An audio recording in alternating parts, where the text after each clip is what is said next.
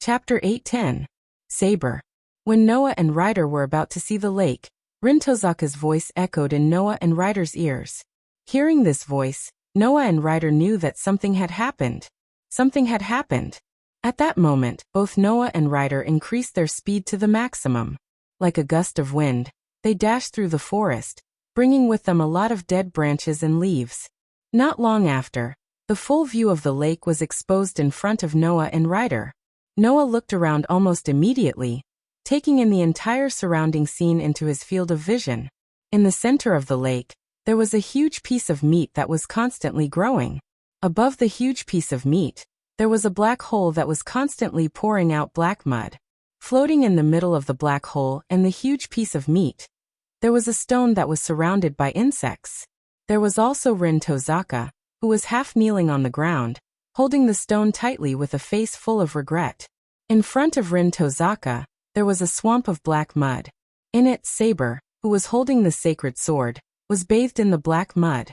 Her body seemed to be pressed to the ground by the black mud. Her face was full of pain and she kept struggling, but no matter how hard she struggled, it was to no avail.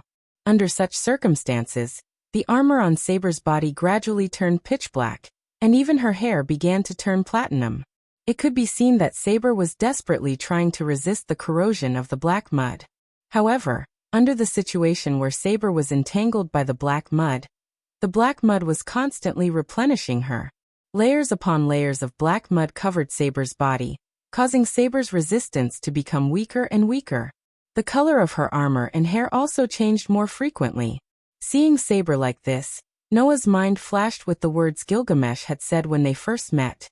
The Hero King said that if a servant bathed in the black mud, their soul would be contaminated and they would become crazy.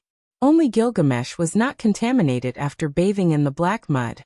Instead, he gained a body from the black mud, and became able to appear in this world without consuming magic power. Clearly, Saber did not have the same ability as Gilgamesh. Under the corrosion of the layers of black mud, the servant seemed to be gradually turning black. On the other hand, Tong Zongyan was surprised by Saber's darkening, or rather, Saber's resistance. You can still resist? Was it because the Holy Grail that Shen Er made in a hurry was too flawed? The strength of the curse has decreased compared to the previous Holy Grail war. Noah's expression turned cold. Just as he was about to step forward, Rin Enbin's voice rang out. It's useless. That old monster is no longer human. Even if you destroy his head, he won't die unless you find the brainworm that contains his soul. So let's save Saber first. Master, Ryder, who was standing behind Noah, said softly, I'll go rescue Saber. No. Noah rejected without hesitation. Servants can't touch the black mud, or they will be contaminated like the Holy Grail. Hearing this, Ryder raised his eyebrows. Since Saber can resist to a certain extent, then with my attack power, I should be able to rescue Saber and then escape. Saber can resist the black mud because Sakura used her final command spell. Rin Enbin gritted his teeth and said, Because I couldn't come with you. I left a gem with Xiaoying in advance. As long as that gem breaks, Xiaoying will immediately use the final command spell to support Saber. Just now, I have already triggered the gem's spell. The gem on Xiaoying's side should have already broken. So Xiaoying must have used the final command spell to give Saber additional magic to resist the black mud. However, if that's the case, she won't be able to resist for long. Rin Tozaka didn't say this out loud, but Noah and Ryder understood what he meant. Master. Ryder looked at Noah. Through Ryder's blindfold, Noah seemed to be able to see Ryder's eyes. He nodded knowingly and raised one hand above his head. Buzz. Suddenly, the remaining 2 command seals on the back of Noah's hand that was raised high above his head blurred. Noah used the remaining 2 command spells at once. At this point, including the command spell he used to summon Ryder during the battle with Lancer, Noah's 3 command spells were all used up. Bang! Ryder's body suddenly exploded with a shocking amount of magical power. The magical power from the 2 command spells and Noah's own magical power that was drawn to the A++ level overlapped with each other. It was like a madly flowing river, surging inside and outside of Ryder's body. Without any hesitation, Ryder charged into the black mud, charging towards Saber's direction. Since Saber could resist a little with one command spell, then with 2 command spells and the support from Noah's magical power, there was no reason why Ryder couldn't resist. That way, Ryder would be able to rescue Saber. As for Noah, all he needed to do was to kill the last contemptible scum. Jiantong Dirty Inkstone. Noah raised his head and looked in the direction of Jiantong Dirty Inkstone. His eyes revealed complete indifference. This time you can't run away, right? No, you're wrong, kid. Jiantong Dirty Inkstone laughed strangely. I don't need to run away. The thing that I've been pursuing for so long is right in front of me. How can I run away? I want to obtain true immortality, and no one can stop me. Even if you're stronger than me, if you can't kill me, then it's useless. Immortality. Noah narrowed his eyes and suddenly laughed. Your goal is to obtain immortality? Then why didn't you say so earlier? Noah's sudden words made Jiantong Dirty Inkstone stunned.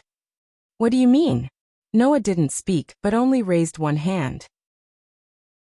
Wang. The next moment, a golden ripple fluctuated above Noah's palm. That's... Jiantong Dirty Inkstone was shocked. The Hero King's treasure? Ignoring Jiantong Dirty Inkstone's shock, Noah reached his hand into the fluctuating golden ripple and pulled out an item. It was just a blade of grass. It was a stalk of grass that was surrounded by specks of starlight. From that stalk of grass that was surrounded by specks of starlight, everyone present felt a refreshing spiritual energy, proving that it was not ordinary. Jiantong Dirty Inkstone instinctively felt a desire from the blade of grass, making his mouth open and close. With a trembling voice, he squeezed out a question. What is that? Noah looked at the inkstone as if he was looking at something that he could patiently ponder over. He said these words while looking at the inkstone. You should know that when Gilgamesh was alive, he once embarked on a journey to the underworld in search of immortality. He crossed thousands of mountains and rivers and experienced all kinds of hardships. In the end, he obtained an immortal herb in the underworld that could allow one to obtain immortality, but it was secretly eaten by a snake, right? Noah's words made Jiantong Dirty Inkstone's heart suddenly tremble. He stared at the blade of grass in Noah's hand. Could it be? That is, you guessed right. Jiantong Dirty Inkstone. This is the magic herb that can make people immortality. Noah said with a faint smile. Don't you want to be immortal? This is the elixir that you have been dreaming of. Jiantong Dirty Inkstone, who had already guessed it, trembled after getting Noah's confirmation. With a meaningless cry, Jiantong Dirty Inkstone stared at the magic herb in Noah's hand. His throat, which was not connected to his body, actually made a swallowing sound. The immortality that he had been dreaming of was right in front of him. How could Jiantong Dirty Inkstone not be excited? As a result, Jiantong Dirty Inkstone did not notice it at all. There was only coldness in Noah's eyes. Chapter 8:11. The immortal herb, which was surrounded by specks of starlight, seemed to want to expel the curse that existed in this space. The spiritual chi it emitted made the air a little fresher. Looking at the immortal herb that Noah held in front of him, Viscera Jiantong kept trembling. One could imagine how excited he was. Viscera Jiantong would not suspect that the immortal herb in Noah's hand was fake. Although he did not know why Noah had such a divine object that only appeared in the mythological era, the spiritual chi emitted from the immortal herb gave Viscera Jiantong an instinctive desire. That was the expression of Viscera Jiantong's soul, which was about to decay, longed for new vitality. Viscera Jiantong's instinct told his master. He needed that immortal herb. That stalk of immortal grass was definitely a genuine spirit medicine that could not age or die. This fact made Viscera Jiantong both excited and jealous. Of course, there was no need to mention how excited he was. That was something that Viscera Jiantong had pursued for many years. Now that it had appeared in front of Viscera Jiantong, how could Viscera Jiantong not be excited? As for jealousy and hatred, it was jealousy and hatred towards Noah. What this old man has dreamed of for hundreds of years, you, a brat who has lived for less than 20 years, actually has. Viscera Jiantong said somewhat gloomily. How did you get that immortal herb? How I got it should have nothing to do with you, right? Noah said sarcastically. You just need to know that the thing you dream of is now in my hands. That's enough. Huh. Viscera Jiantong's voice became louder. And then? What are you going to do with that immortal herb? Are you going to give it to me? When he said this, Viscera Jiantong's skull-like face was full of ridicule and jealousy. Viscera Jiantong did not believe that Noah would give him the immortal herb that could make people immortal. That was a divine object that could give people eternal life. Who would give such a divine object to someone else? Actually, Tong Zongyan just felt very unbalanced in his heart. Why was it that a little brat who hadn't even lived for 20 years could easily obtain something that he had pursued for hundreds of years? If there was a god in this world, wouldn't that be too unfair? Filled with such a thought full of jealousy, Zongyan never thought that if God really existed, how could he give immortal life to such a vicious and evil person? Noah, who took in the jealousy and hatred in Visceral Inkstone's eyes, smiled, and his smile was unusually cruel. I took this immortal herb out just to tell you a fact. The truth? Zongyan Jiantong was stunned. What facts? Noah glanced at the Tong Ziyan. In the next moment, he slowly released his hand that was holding the immortal grass.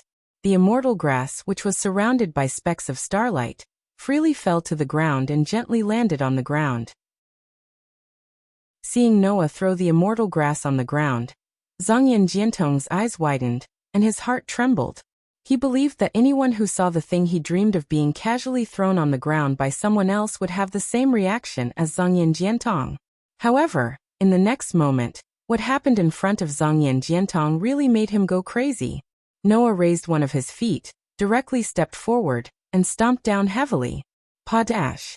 The immortal grass, which was surrounded by specks of starlight and could give people immortal life, was enough to make any human go crazy. Just like that, under the furious gaze of Zongyan Jiantong, it was crushed by Noah. Zongyan Jiantong's entire mind went blank with a bang. Under such circumstances, Noah's sarcastic voice drilled into his blank mind. A disgusting old worm like you, who is neither human nor ghost, wants to live an immortal life? Dream on. The impact of the thing he dreamed of being ruined in front of his eyes and Noah's words, which were like adding oil to the fire, made Zongyan Jiantong's already rotten soul surge with a sense of complete violence, which made him go crazy. You damn brat. Ah dash. Enduring the pain of his soul gradually rotting away, Zhao Yin of Jiantong used 500 years to continuously and painstakingly manage it. He even did not hesitate to completely degenerate into an evil spirit, just for the immortal life that the immortal grass brought. However, the thing that he had painstakingly pursued for 500 years and dreamed of was not only easily obtained by a brat who had lived for less than 20 years, but also crushed in front of him.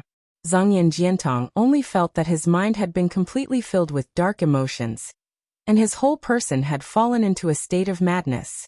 At that moment, the insects surrounding Zongyan Jiantong flew out like a swarm of locusts, swarming in the direction of Noah. Almost every one of those insects had the ability to devour a human by themselves. It was only a matter of time. They were even more terrifying than piranhas. In the face of such a swarm of locust-like insects, Noah acted as if he did not see anything.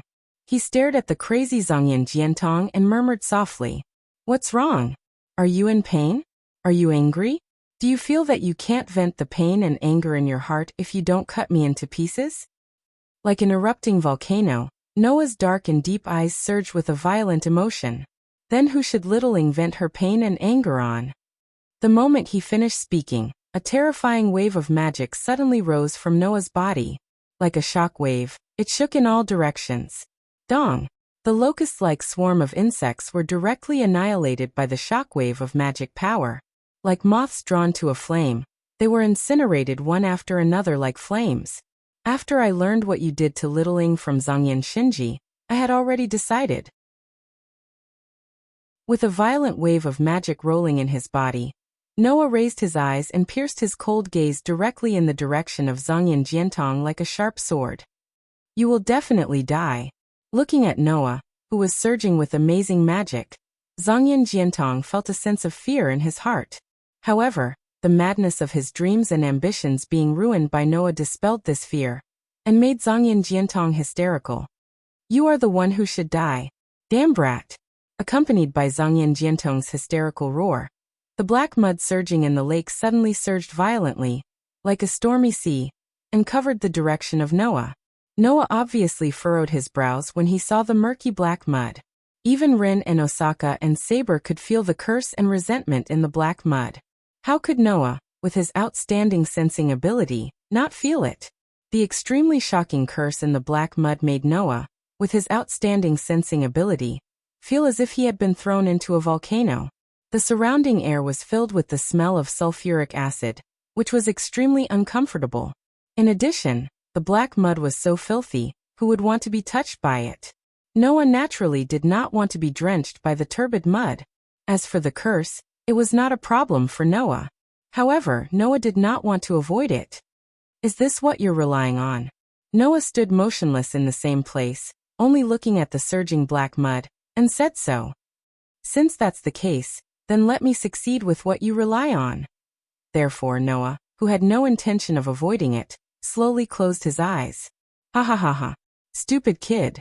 You actually took the initiative to bear the curse that can kill all humans in the world? What an idiot. Fine. You can experience all the evil in this world. Have a taste of a curse that weighs billions. The next moment, in the midst of Zhongyan Jiantong's wild laughter, Noah's body was directly covered by the black mud. At the last moment, Noah seemed to have heard Rin and Osaka's scream, and also saw Ryder, who threw Saber to the ground in his arms, recklessly rushing over. At this time, Noah felt as if he had sunk into a swamp, constantly sinking, and was constantly being squeezed by the surrounding resentment and curses. Opening his eyes, Noah's deep dark eyes flashed with a flash of light. Then Noah's voice gently sounded. Let's begin. Chapter 8:12. Noah's body emitted smoke as if he was being burned by fire. He continued to sink into the darkness without a bottom. Feeling the pain from his skin, Noah's brows furrowed tighter and tighter. The curse from the surroundings was like a materialized wave of resentment and malice, constantly squeezing Noah's body and drilling into Noah's body through Noah's body. Unfortunately, the billions of curse that could kill all the humans in the world suddenly trembled and disappeared the moment it entered Noah's body. Noah had 3 major constitutions. One of them was that he was immune to all negative forces. Negative forces such as poisoning, cursing, or weakening were not effective on Noah. Therefore, even if there were billions of curses from all the evil in the world, there was still no way to shake Noah's body. It was just that there was no way to avoid the damage caused by the curse. Looking at his smoking skin that was burned by the curse, Noah smacked his lips. It's so dense that it can cause substantial damage. As expected of a curse with billions of weight, I'm afraid that if such a curse were to spread on the street, everything would be burned to ashes. Fortunately, Noah's body could be immune to the effects of the curse, so the substantial damage was minimized. Of course, even so, the feeling of his skin being burned was not good. Let's hurry up and end this quickly. With such a thought, Noah turned his hand and something suddenly appeared in his palm. It was a mass of black light connected head to tail like an Ouroboros. Seeing this mass of black light, it was believed that anyone would associate it with a creature. Snake. That was the snake that Noah obtained from Orpheus. It was the power of the snake from Orpheus that could enhance people's strength with infinite possibilities. Ever since he obtained the snake from Orpheus, Noah would study it whenever he was free in an attempt to unravel the secret of Orpheus' unlimited power. After this period of research, Noah really did find something. Noah found that the power of Orpheus' snake had not been depleted at all. No matter what kind of existence it was, if it fell into the long flow of time, it would be depleted. Even the hardest steel would begin to rust after a period of time. No matter how old a tree was, after a long time, it would still decay one day. While people were alive, their life was constantly being depleted. Even if it was magical power, if it was left alone, it would gradually dissipate. At least, in the absence of special circumstances, almost everything was like this. There were very few who could achieve true eternity. But Orpheus' snake did not have the slightest damage no matter how long it was left. Obviously, Orpheus' power belonged to those few special circumstances. Then what was the key that made Orpheus' power to be said to be eternity? Cycle. Orpheus' power had always been in a state of cycle. After discovering this, Noah understood the origin of Orpheus' unlimited power. If a straight line extended out, no matter how long it was, when it stopped, it would be the end. However, if a straight line were to form a circle, it would never be able to see the end. Orpheus' power had always been in a state of cycle, forming a state where it was not depleted. Under such circumstances, even if it was left alone, Orpheus' snake would enter a state of cycle, so that the power would not be depleted with the passage of time, but would follow a circular path as time passed, not allowing it to be depleted at all. If Noah absorbed Orpheus' snake, the power in it would be dispersed, eliminating the state of cycle, and adding to the user's power. However, if this snake was not dispersed, that is, if he did not absorb the power in it, but let it maintain the state of cycle, and then integrate it into his body, what would it become? Then the power that had been in a cycle would become a foundation. Instead of absorbing the power, he would inject the power into it in reverse. In this way, the power that was injected into the snake would also enter a state of cycle. No matter how it operated, there would be no depletion.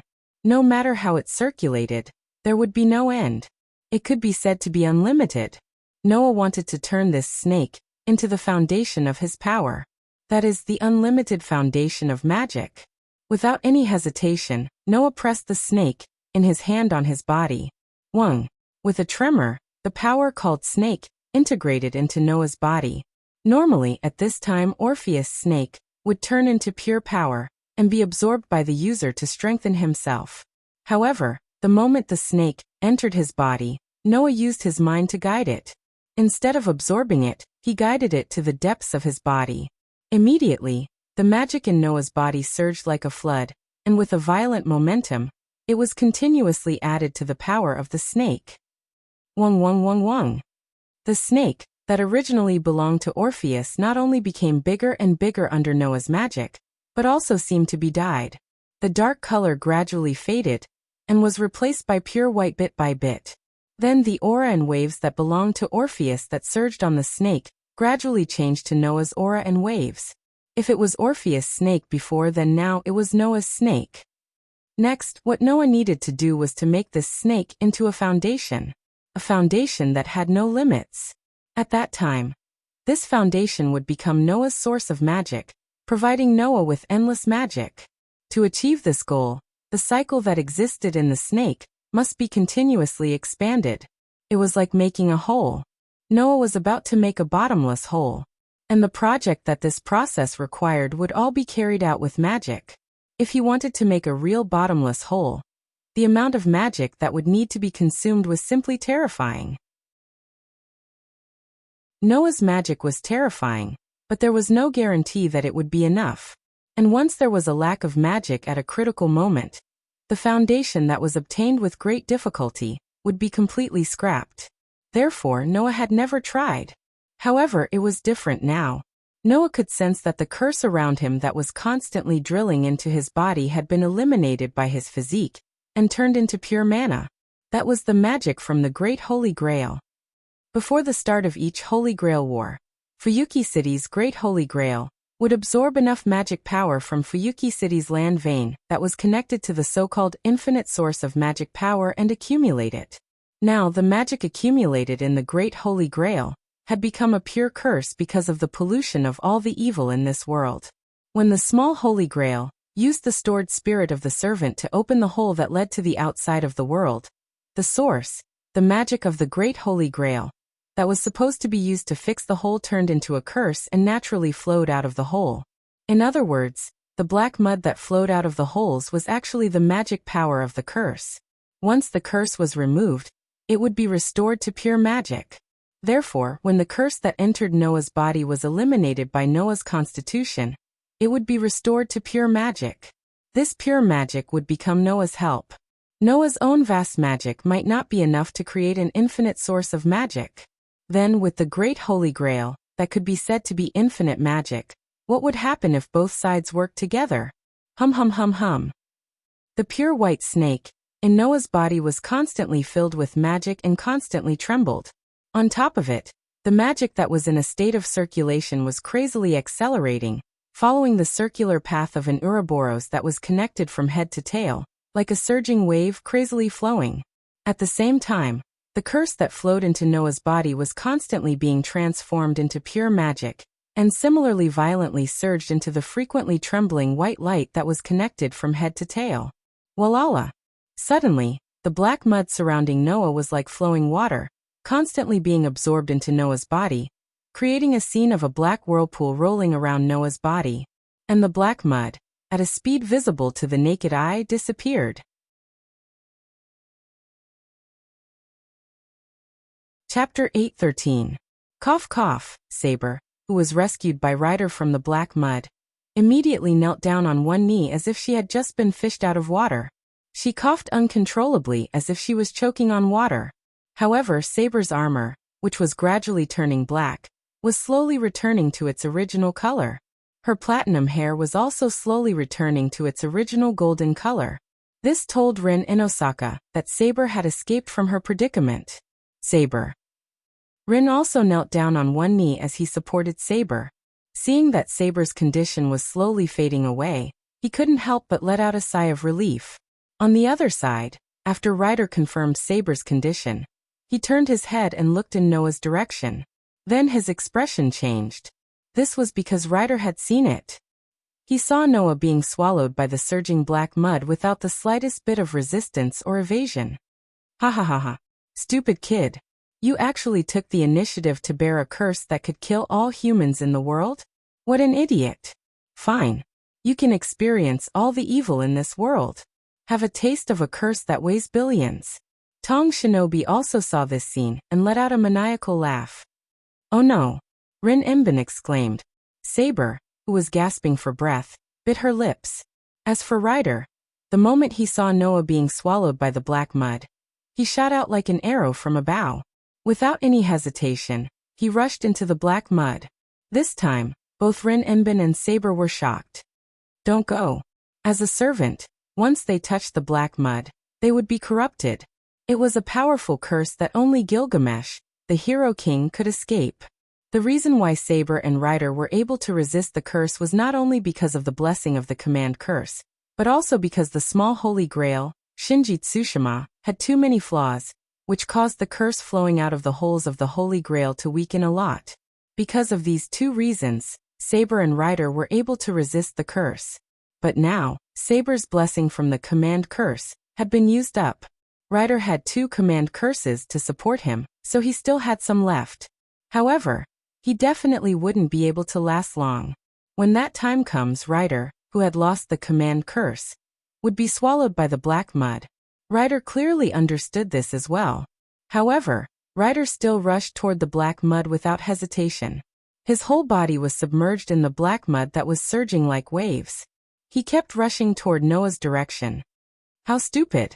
It's fine if the master is stupid, but I didn't expect the servant to be so stupid as well.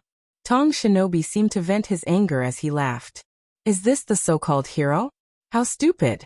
Saber, who was being supported by Rin Inbin, glared at Tong Shinobi. She wanted to raise the holy sword in her hand, but because of her physical strength, she immediately put it. Saber, Saber. Don't worry, Rin Enbin said softly as he looked at Ryder, who was rushing into the black mud while supporting Saber. It's okay. That guy won't be affected by this curse so easily. He can even fight against the Night King Artoria and the great hero Hercules. He even defeated the hero king Gilgamesh. How could he die here? It was as if he was confirming Rin Enbin's words. In the next instant, the black mud that was surging like waves suddenly paused. Soon after, it began to surge crazily in an even more berserk manner. However, this time, the black mud that had turned into waves no longer surged aimlessly. Instead, it flowed in a certain direction and began to swirl. Gradually, with the destination of the flow as the center, it began to spin like a whirlpool. The sudden abnormality stunned everyone present. What's wrong? Tong Shinobi's laughter suddenly stopped. What happened? Ryder, who was rushing into the black mud, suddenly stopped. With a leap, he returned to Rin Inbin and Saber's side. Seeing Ryder's action, Rin Inbin and Saber understood what was going on, and their eyes lit up. Then, under the watchful eyes of everyone present, the black mud that filled the entire lake flowed out from the hole of the Holy Grail, and joined the whirlpool at an astonishing speed, surging towards the center of the whirlpool. In just a short time, the black mud that was about to overflow from the lake was reduced by a lot. It was all absorbed by the whirlpool. It should be said that it was absorbed by a figure in the center of the whirlpool. The murky black mud was continuously flowing from Noah's body, who was standing in the center of the whirlpool with his eyes closed. It seeped into Noah's body and was absorbed at an astonishing speed. Although he had clearly absorbed such a shocking amount of curse and mana, Noah's aura didn't seem to be in a frenzy at all. On the contrary, the waves of mana were reduced, and they slowly disappeared along with the absorbed black mud. Under such circumstances, Noah's aura became more and more profound, becoming more and more unfathomable. Impossible. Tong Shinobi's face was full of shock as he shouted out loud. He actually took the initiative to absorb the curse power into his body? How could he be fine? As if in response to Tong Shinobi's shock, the black mud that was flowing out of the hole of the Holy Grail became more and more turbulent. It was as if it was trying to make Noah explode after absorbing it. It continuously turned into a stream of mud and rushed towards Noah's direction. However, no matter how much the black mud that was full of curses tried to fill up, Noah's body was like a bottomless pit. It did not reject it, and there was no sign of it being filled up. Immediately, Noah's aura became more restrained. Although they did not know what was going on, there was no doubt that after absorbing billions of curses, Noah was not affected at all. Instead, he seemed to be breaking through. Don't even think about it. Tong Shinobi, who had recovered from the shock, did not care about anything else. He directly drove his remaining head and bit in the direction of Noah. However, just as Zhongyan Jiantong rushed in Noah's direction, a gaze that made Zhongyan Jiantong feel a sense of crisis like the shadow of death was cast on Zhongyan Jiantong's head. Suddenly, a wave of magic power, accompanied by the sight, tightly wrapped around Tong Shinobi's head, making the flying head of Tong Shinobi freeze in midair. Crack. The next second, such a sound was heard. It was not the sound of cracking, but the sound of something being condensed like ice. What was condensed was naturally Tong Shinobi's head. It could be seen that the head of Tong Shinobi was starting from the neck, and gray marks were constantly climbing up. What? Tong Shinobi's face changed abruptly. Petrification. Yes, petrification. Tong Shinobi's head was being petrified at a speed visible to the naked eye. What caused Tong Shinobi's head to be petrified was the sight that was projected with magic power fluctuations. It was Ryder's sight. At this moment, Ryder, who was standing beside Rin Enbin and Saber, had his eye mask removed, revealing a pair of white eyes that were like the pupils of a snake. Under the gaze of that pair of eyes, Tong Shinobi was being petrified bit by bit. Petrification demon eye? Rin Enbin was shocked. Medusa? Anything that was stared at by Medusa's eyes would be turned into stone. This was a mythical story that everyone knew. At this point, Ryder finally released his petrification demon eye and turned Tong Shinobi's foundation into stone. No. Tong Shinobi only had time to let out such a scream before his mouth turned into stone. Not long after, Tong Shinobi's entire head was completely petrified. He fell from midair into the black mud and was swallowed by it. It wasn't until Tong Zhongyan's head was petrified and fell into the black mud that Ryder put the blindfold back on his eyes, sealing the famous magic eye back in. The scene returned to silence. Only the whirlpool's rolling sound lingered, and it did not subside for a long time.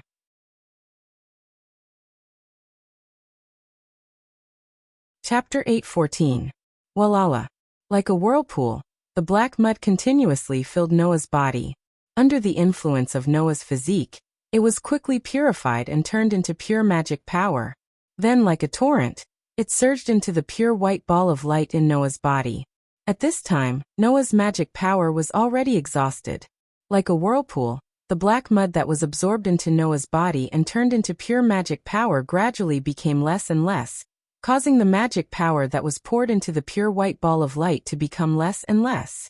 Noah, who was well aware of the situation in his body, could only pray. He prayed that the magic power from the Great Holy Grail was enough to transform the pure white ball of light.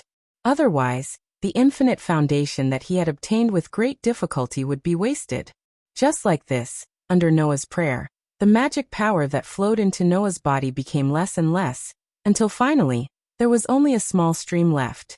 At this time, even Noah couldn't help but become anxious. Could it be that his idea of an infinite magic power source was wrong?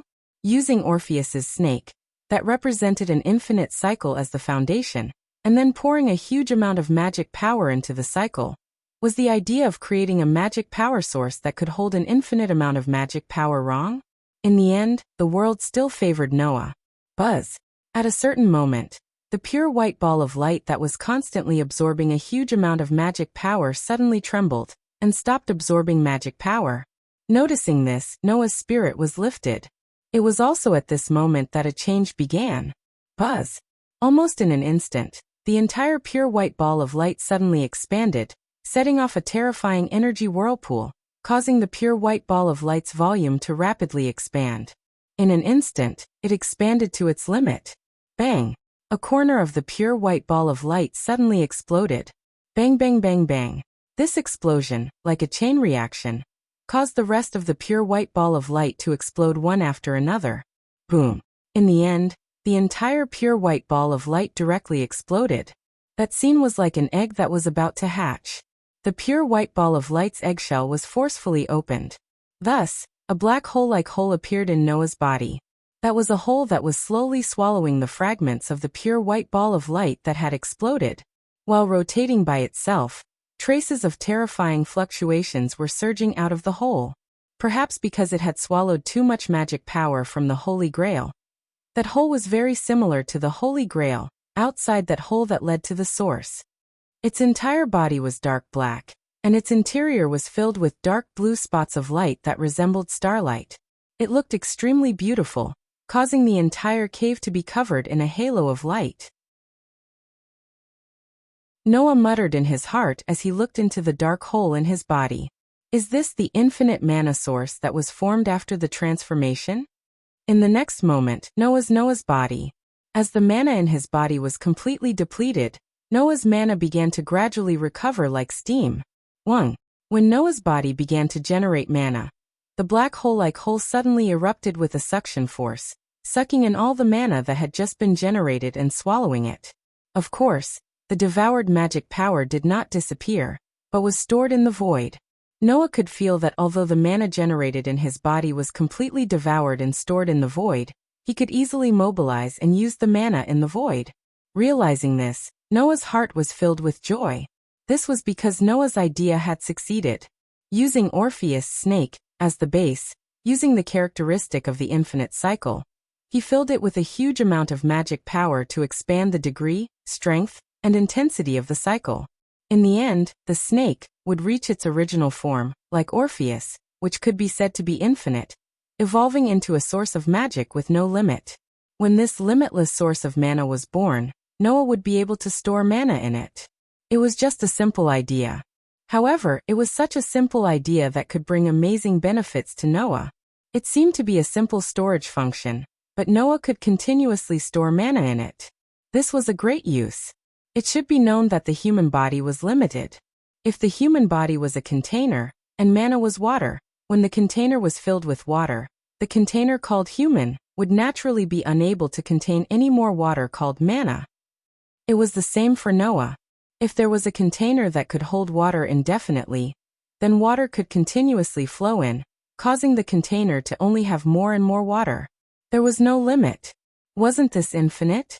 Usually, when his mana was full, Noah would naturally be unable to generate mana and increase the capacity of his mana.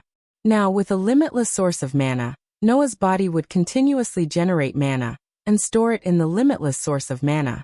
When he needed to use it, he would take it out of the source of mana. If he was not using it normally, the mana in the source of mana would always be in a state of increasing. Wasn't this equivalent to having infinite mana? Although it was not the same as Orpheus' infinite possibilities, this was Noah's infinity. Noah's mana was already very amazing. Once it was consumed, the speed of recovery was also amazing. In addition, Noah could also use the elf incarnation. Under the state of using the elf incarnation, his mana would also recover at a terrifying speed. If he were to store mana with this recovery speed, It would be simply amazing. After all, under normal circumstances, even if all his mana was consumed, once he used the elf incarnation, Noah would be able to recover all his mana in 2 to 3 hours. In other words, after using the elf incarnation for 2 to 3 hours, Noah would be able to obtain mana equivalent to his peak state.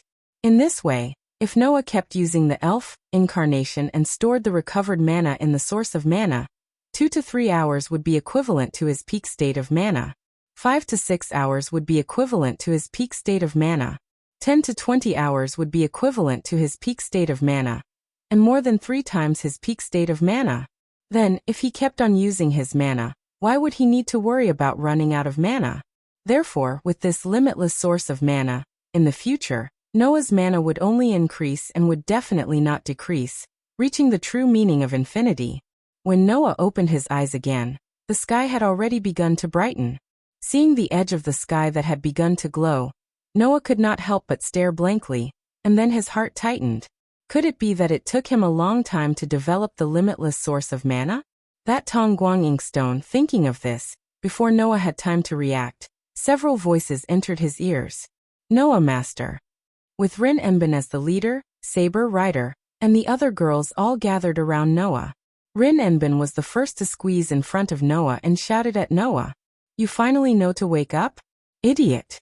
Being shouted at by Rin Enbin, Noah could not help but take a step back, but he still hurriedly spoke. Could it be that it has been a long time? It has already been a night.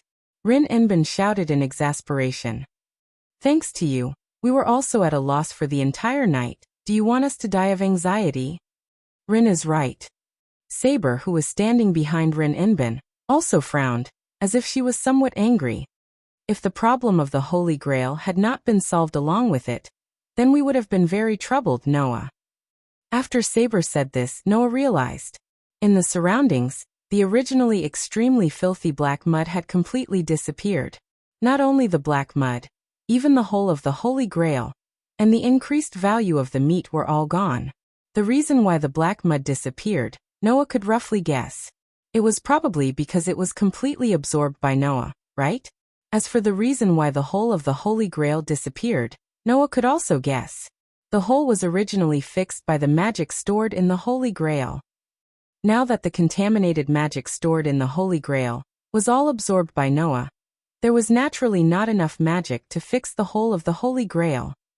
As for the increased value of the meat, which was the Holy Grail, it should have been taken care of by the girls, right? Was it already over?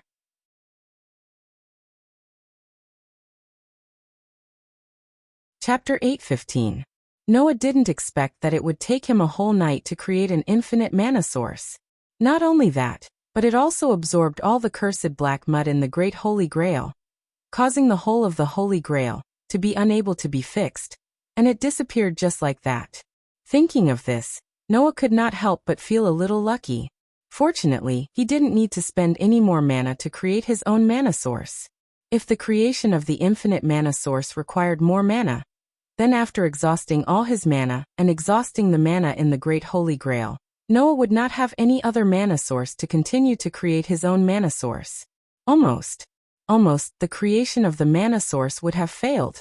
In this case, how could Noah not feel lucky? Master. At this time Ryder, who had been quietly waiting by the side, threw a person in his hand to Noah's feet. What should we do with this person? Hearing this, Noah lowered his head, looked at the person thrown to his feet by Ryder, and raised his eyebrows. That was Tong Shinji. His whole body was bulging with blue veins, and even his face was full of squirming blue veins. Tong Shinji was lying on the ground like a dead person. Although his eyes were open, his pupils were completely gone, leaving only the whites of his eyes. He was like a person in a vegetative state who had suffered extraordinary torture and had a nervous breakdown. In fact, Tong Shinji could not be called a person. After being transformed into the Little Holy Grail by the visceral inkstone, and being forcefully used to open the whole of the Holy Grail, the personality known as Shinji had long collapsed under that painful torture. What was left was only a living shell. In this regard, Noah did not have the slightest bit of pity, because Tong Shinji was not worthy of Noah's pity at all. Noah was not a good person. He would save people, but only those who were pleasing to his eyes. And if it was someone who was not pleasing to his eyes, then no matter how bleak it was, the thing that deserved to die still deserved to die. Obviously, in Noah's heart, Tong Shinji belonged to this kind of person. For him to end up like this, it could be said that he deserved it. After Tong Shinji was petrified, the proliferating flesh was destroyed by us. Ryder said softly. But that Tong Shinji was just a shell. The brainworm that contained his soul is not here, so it should not be dead yet. We dragged this man out of that mass of flesh. Originally, we wanted to find out the location of the brainworm from him. Rindosaka glanced at the motionless Shinji Tomoto on the ground and sighed. Now it seems that we have no way to get the whereabouts of the visceral stone of Jiantong from this person in a vegetative state whose mind has collapsed. At the side, Saber nodded. She looked at Tong Shinji, who was lying on the ground without moving. His body seemed to have worms crawling under his skin, and his veins were wriggling. She said expressionlessly, "So should we give him a quick death?" Rin and Osaka didn't say anything. With Tong Shinji's current state, living in itself was equal to suffering. Then it was better to give Tong Shinji a quick death. Thinking like this, Rin Enbin did not object. He let Saber slightly raise her holy sword and walk towards Tong Shinji. But at this time Noah suddenly laughed.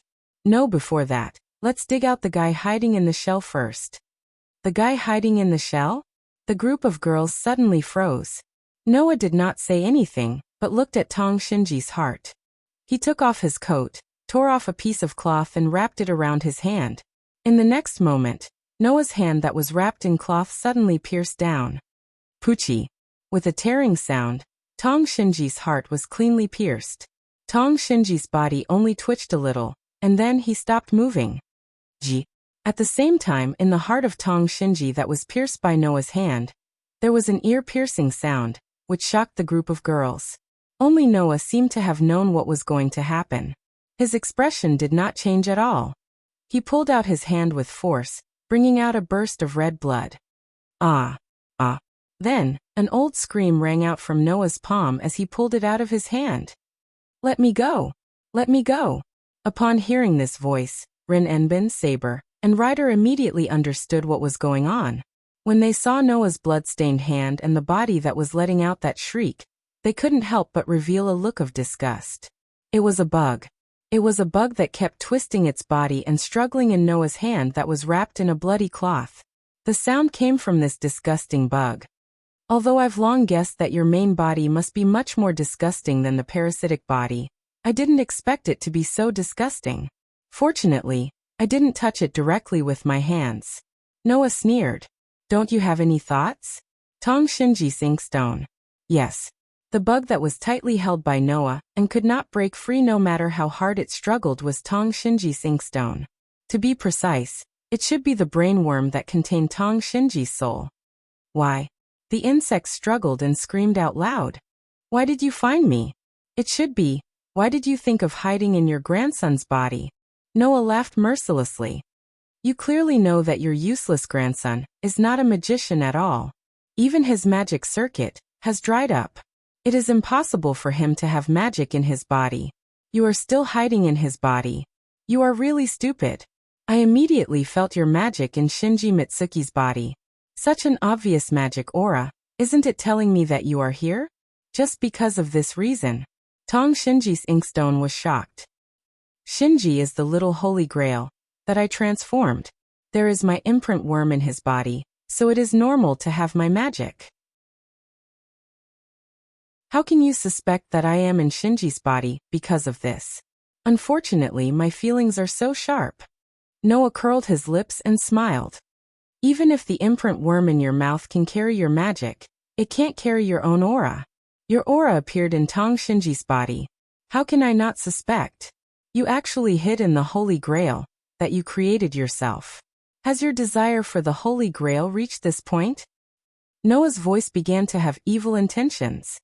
"This is also your failure. Tong Shinji's inkstone, since it has fallen into my hands, the game should be over." "No. Wait. Wait." The brainworm that contained the soul of Tong Shinji's inkstone began to struggle madly, and shouted repeatedly. "Kid. No, that's not right. Your Excellency Noah, please think about it carefully. There's no need for us to fight to this extent. If you think about it carefully, there's no direct conflict between us before this, nor is there any deep hatred. You don't have to kill me, right? You said that you are doing this for Sakura, but as far as I know, you have known Sakura for less than 10 days. The number of times you have met her is less than 10. Why do you want to make things difficult for me for such a little girl? Tong Shinji's inkstone thought that he was smart. I know, there must be something on Sakura that caught your eye, right? Or do you want Sakura to be your plaything? That girl is really not bad looking. But as long as Sir Noah spares my life, I'll definitely find better toys for you than Xiao Ying's. In order to survive, Tong Shinji's inkstone was willing to do anything. However, Tong Shinji's inkstone did not realize that his words had caused Noah, Rin Enbin, Saber, and Ryder's expressions to become colder and colder. Indeed, just as you said, I have known Sakura for less than 10 days. The number of times we have met is less than 10. In terms of feelings, we are still very shallow, but I find that girl very pleasing to the eye, Noah said sarcastically. For someone like you who treats human life as a plaything, it is completely incomprehensible. After saying that, Noah suddenly clenched his fist. Tong Shinji's inkstone did not even have time to scream before he was crushed into pieces. He turned into a pool of blood and died without a complete corpse.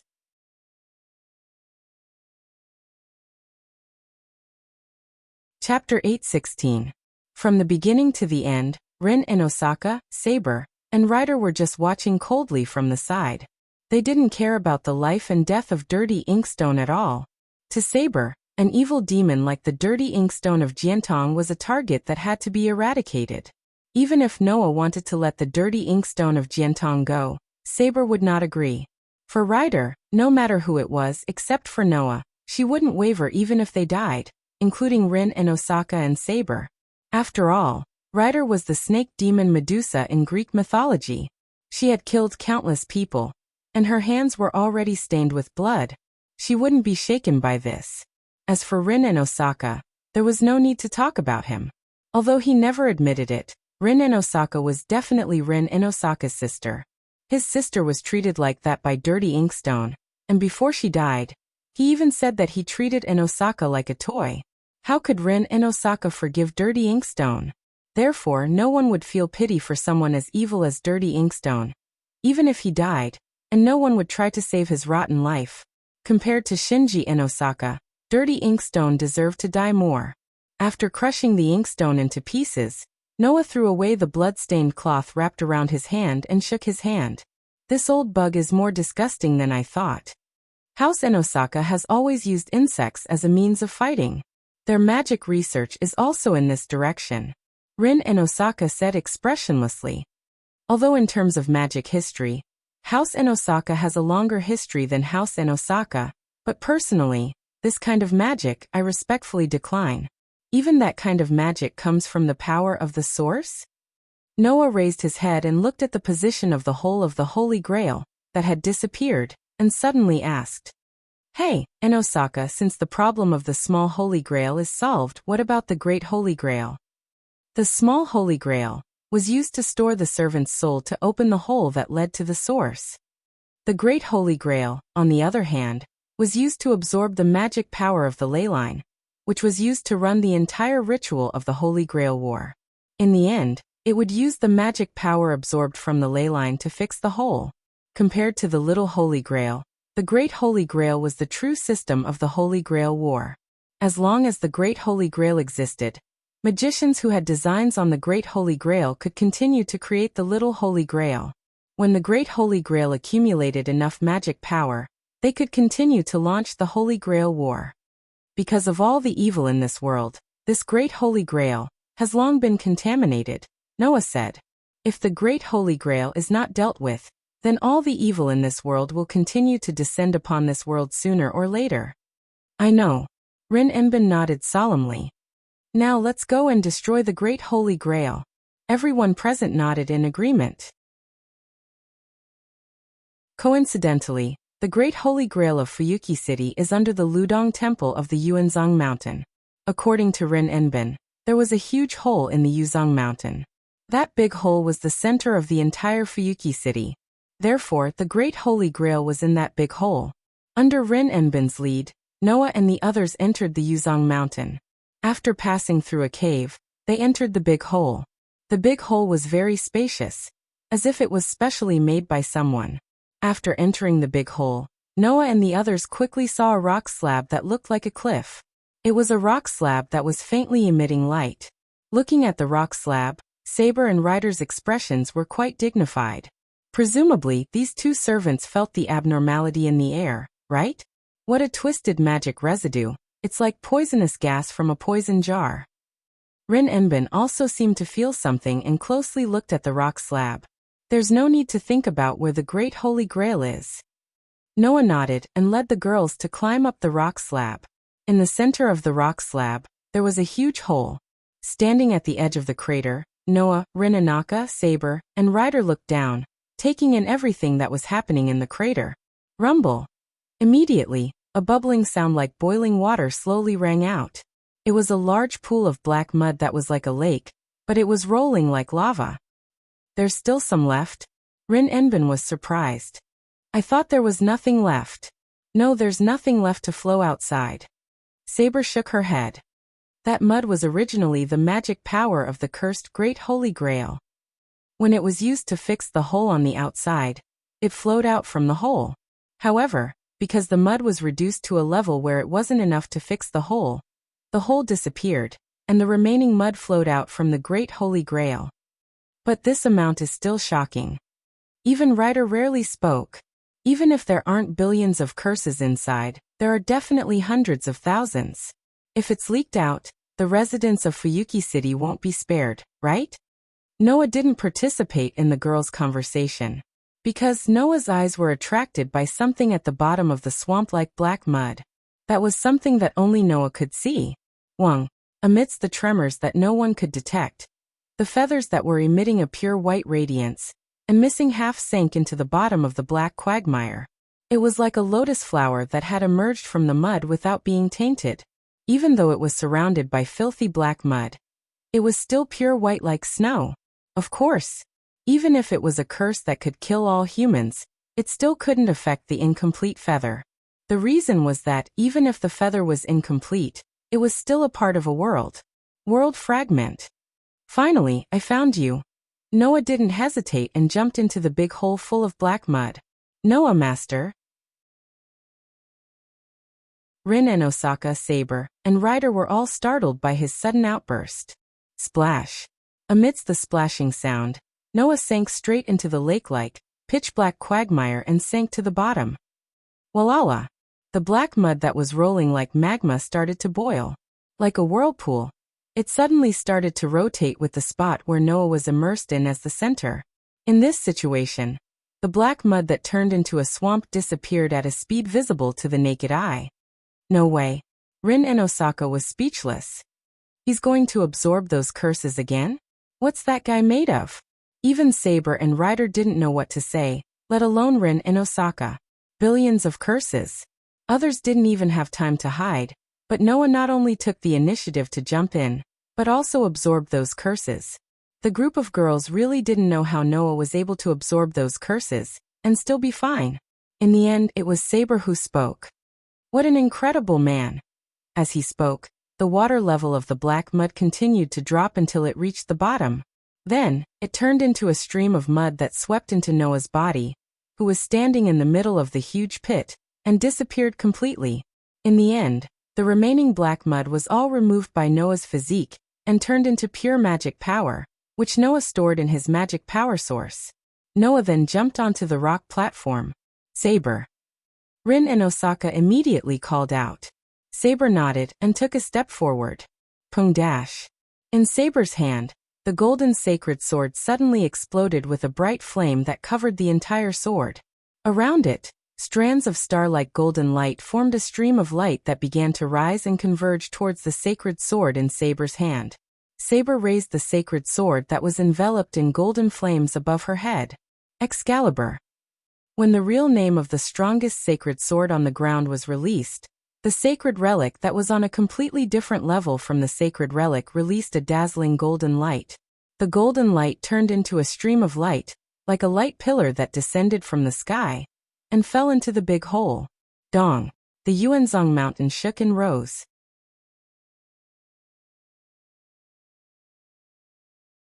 Chapter 8:17. Fuyuki City in Osaka's house. Noah, Rin and Osaka, Tosakura, and Ilya were sitting on the sofa, looking at Saber and Ryder standing in the middle of the hall. They looked at each other. There, Saber and Ryder were standing side by side. Both of them wore troubled expressions, and appeared to be very uncomfortable. Especially Saber, it seemed that she couldn't bear it. I don't think it's polite to keep staring at others. On the side, although Ryder didn't say anything, it meant that he agreed. Obviously, even Ryder felt a little embarrassed. That's natural. Because whether it was Saber or Ryder, today, they didn't wear their usual clothes. Taking a closer look, Saber was wearing a gothic dress.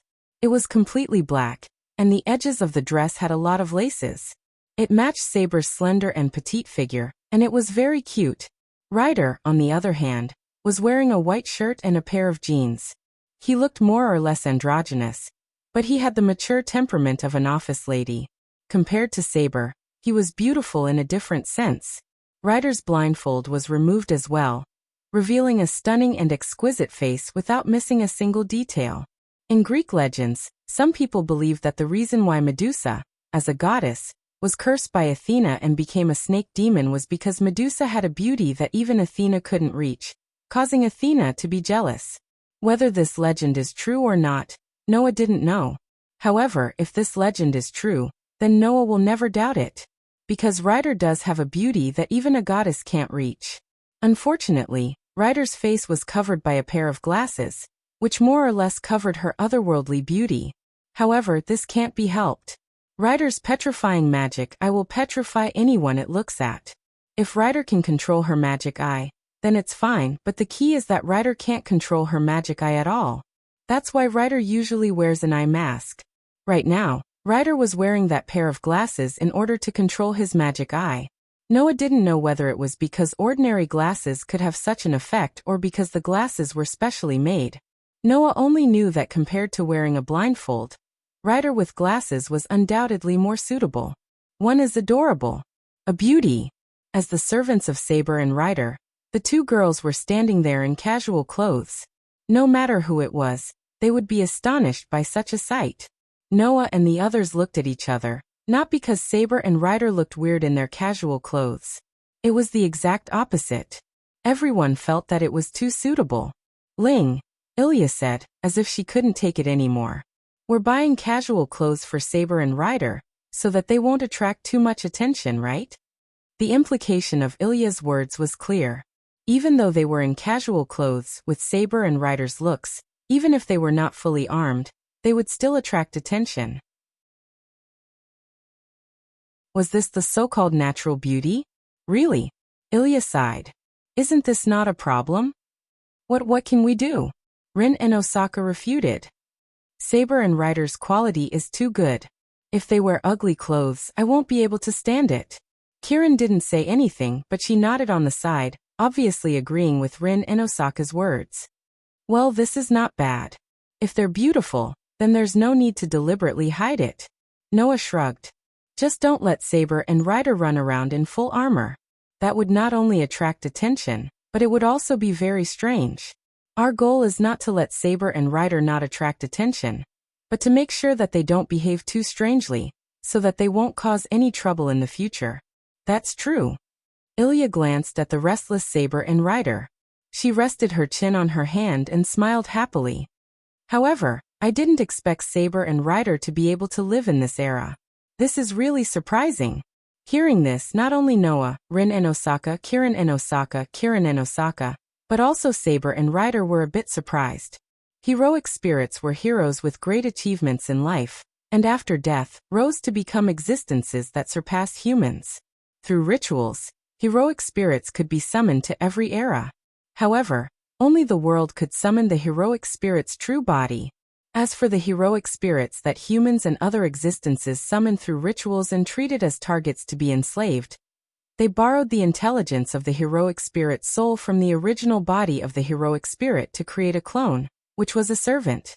Originally, summoning a servant was a big ritual that humans couldn't do, and most of them could only do something similar to spirit summoning or reliance. They could only use a small part of the heroic spirit's power to create miracles. Even if there were some humans with amazing magic skills who could summon a servant, under normal circumstances, this servant didn't have a personality, and it would disappear after completing the assigned task and return to the heroic spirit's seat. However, the servant summoned in Fuyuki City could completely replicate the personality of the corresponding heroic spirit with the help of the power and assistance of the Holy Grail. And as the magician's servant, it would be at his beck and call. This was completely possible because of the help of the Holy Grail. However, even with the help of the Holy Grail, the servant could only exist for a period of time during the Holy Grail War. When the Holy Grail War was over, it would naturally disappear because of the loss of magical power. The reason why the master could summon a servant without paying any price and hard work, and only with a magic circle and a spell, making the servant not only disappear after completing a task, but also continuously assist the master, was all because the Holy Grail was responsible for providing most of the magical power. Proportionally, in order to let the servant maintain the present world, the Holy Grail was responsible for providing at least 80% of the magical power, and the remaining 10% or 20% was provided by the master, so it didn't burden the master. Otherwise, with the magical power of a magician, even a particularly outstanding magician like Rin Enbin couldn't bear all the magical power of a servant. Under such circumstances, once the Holy Grail War was over, the servant would disappear whether it was willing or not. And now, the Holy Grail was destroyed. Logically speaking, Saber and Rider should have disappeared. However, the truth was not absolute. In this world, there would never be a lack of exceptions. Did Saber and Rider really get a body like that Gilgamesh? Tosakura tilted her head. It doesn't seem to be any different from before. There is still a difference, Rin Enbin reminded. Saber doesn't count, but Rider can't spiritualize now. This is the price for getting a body. This doesn't count as a price, right? Ilya said in boredom. To be able to eat flesh and get a body from the black mud. Now, Saber and Rider don't need to use any magical power to maintain the present world. To be able to get a legendary heroic spirit as a servant, not spiritualizing is not a price to pay. Yes, Saber and Rider were like Gilgamesh. After being bathed in all the evil in this world, because they didn't get corrupted, they were able to maintain the present world without using any magical power. Because of this, Saber and Rider continued to stay in this world, and didn't return to the seat of heroes. And to get a heroic spirit as a servant for a magician was indeed a very good thing.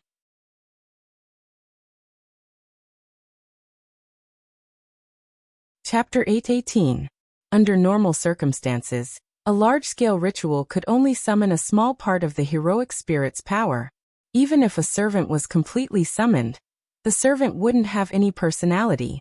After completing the assigned task, the servant would immediately disappear. In this way, being able to have a complete personality and be able to assist the master as a servant was an extremely significant achievement in the world of magic. In Rin and Osaka's words, if Saber and Rider were seen by a magician from the spirit subjugation school, the magician would probably go crazy and hide in his own magic workshop to conduct inhumane experiments. Obtaining a servant as a tamed familiar was such a shocking thing. Compared to this, not being able to spiritualize was indeed a small price to pay. Not to mention, Saber and Rider didn't need the master to provide them with magic power. This was the best thing that could happen. Of course, it was just maintaining the servant's world without consuming magic power. If Saber and Rider wanted to fight, they would also consume magic power. And the ones responsible for providing magic power were Noah and Rin and Osaka's duties. But, is this really okay? The smile on Noah's face slowly disappeared as he stared at Saber and Rider. You two aren't the type to want to continue your existence. Obtaining a body and staying in this era. Is it really a good thing for you two? Neither Saber nor Rider wanted to live another life. For Saber and Rider, the most important thing wasn't their own lives, but other things. Therefore, obtaining a body and being able to maintain the servant's world in this world was really a good thing for Saber and Ryder. Rin and Osaka, Nakatsuki Sakura, and Ilya all seemed to have the same thoughts and fell silent. On the other hand, Saber and Ryder looked at each other and their expressions turned serious. Please don't worry, I'm willing to stay in this era. Saber's eyes were more or less complicated, but she still looked at Noah. Although it's hard to say, I really don't know where I should go. You told me that my wish was wrong, so I think I need some time to think about what I should do. I didn't think about it before. Because of this, I think this is what I need the most at this stage. For this reason, I decided to stay in this era. Saber bitterly smiled, but immediately showed a determined expression. Of course, my contract with Sakura will continue. As a servant, I swear on the sword in my hand that I will protect Sakura for the rest of her life. Saber. Sakura was touched. Wait. Saber. Rin and Osaka was dissatisfied. I'm your master too, right? Why are you only talking about Sakura? Saber smiled Rin and Osaka. I will never forget Rin. Rin. I also swear that I will be your sword in the future and protect you for the rest of your life. Only then did Rin and Osaka turn his head away in satisfaction and embarrassment. Then what about Ryder? Noah looked at Ryder. You're more detached than Saber. You don't have any wishes, and you don't have a clear goal. Is it really okay to stay in this world? You're wrong, Master. My goal is very clear. From the very beginning, I've been very clear. Ever since I was summoned by you, I've already decided that as long as you're still my master, I'll protect you until the end. Ryder revealed a steady and beautiful smile. Even if the Holy Grail War ends, it will be the same, unless Master terminates the contract with me. Is that so? Noah bitterly smiled. But Ryder, I'm sorry to disappoint you. As soon as he said this, the warm atmosphere suddenly froze. The smile on Ryder's face disappeared, and she looked at Noah seriously. Are you going to terminate the contract with me? Rin and Osaka, Tamatong Sakura, Ilya Saber, and the other girls also looked at Noah with puzzlement, surprise, and even more solemn expressions. Since you stayed in this world for me, I will not terminate the contract with you, Ryder. Noah frowned. Isn't that considered betrayal? Do you think I'm that kind of person? Then, Ryder also frowned. What does Master mean? Didn't I tell you before? The reason why I participated in the Holy Grail War is to find what I need. Noah smiled. Now that I have found it, it is time to leave. Rin and Osaka, Tamatanjing, Ilya, and the other girls' expressions suddenly changed. Leave. That's true. Rin and Osaka said with a complicated expression.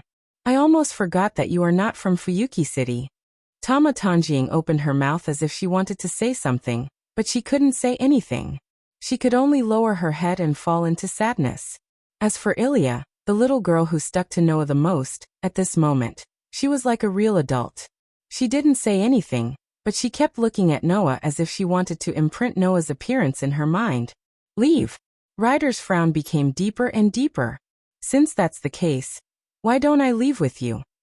If I could do it, then I wouldn't say that. Noah shook his head. Although I can't say it clearly, the place I want to go, no one can go except me, not even you, Ryder. This time, Ryder was silent. Since he couldn't follow the person he needed to protect, then there was no need for Ryder to continue staying in this world. In this case, it was better to terminate the contract. Saber, the only one who remained calm, asked Noah. Where do you want to go? Noah scratched his cheek. His eyes swept across Rin Enbin, Tamatanjing, Ilya, and Ryder's face, and the bitter smile on his face became more and more intense. To make a girl show such an expression, even if he wanted to hide it, it would be a sin, right? That's why Noah hated parting. In the end, Noah only gave such an answer. If I have to say, then it's a place farther away than the outside world, than the seat of heroes, and even the vortex of origin, right?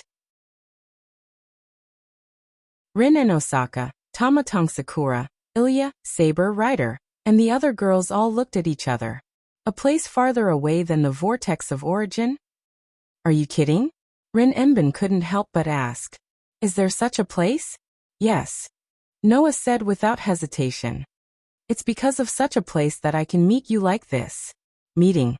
The girls fell into silence again.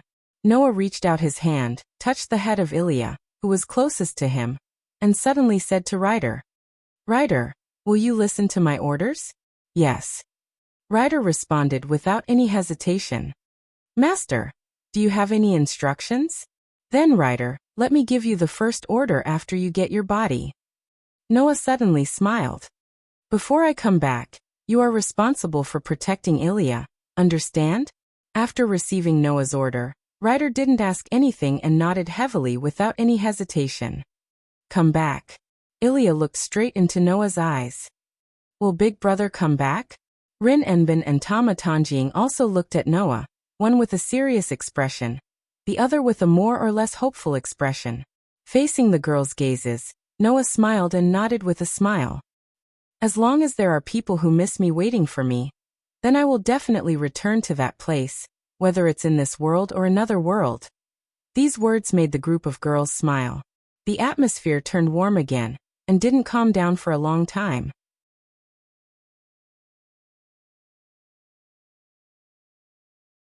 Chapter 8:19. It was still a pure white world.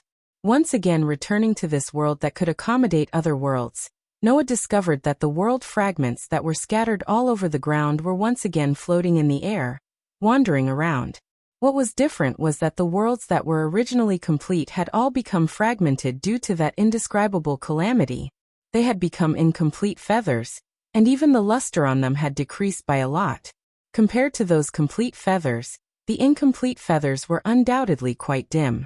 Seeing those dim and incomplete feathers, Noah couldn't help but recall the broken feathers that were scattered all over the ground like broken glass. His mood more or less fluctuated. Fortunately, these worlds weren't really destroyed. According to Gaia and Alea, if a world was really destroyed, then not even the feathers would be left, and it would directly disappear. That kind of situation was often when the world itself reached the end of its existence, ushering in the so-called end of the world. Only then would it die of old age and disappear. And because of the intervention of external forces, the destruction was just a formality. If it was destroyed in this kind of situation, then the world would shatter into fragments. Half of it would remain in the world space, while the other half would be lost to other worlds, quietly waiting for the moment to be restored. This process was carried out by Noah. Because it was only a formality, those fragmented worlds weren't really destroyed. Once Noah found the world fragments and restored the worlds, then these worlds would be restored to their original state before they were fragmented. Everything wouldn't be affected in any way. For example, if the world of type Moon was destroyed, then this world would enter a frozen state. Everything inside the world would disappear along with the fragmentation of the world. This included Aoko, Yuju, Rin and Osaka, Katsuya Sakura, Ilya, Saber and Ryder that Noah knew.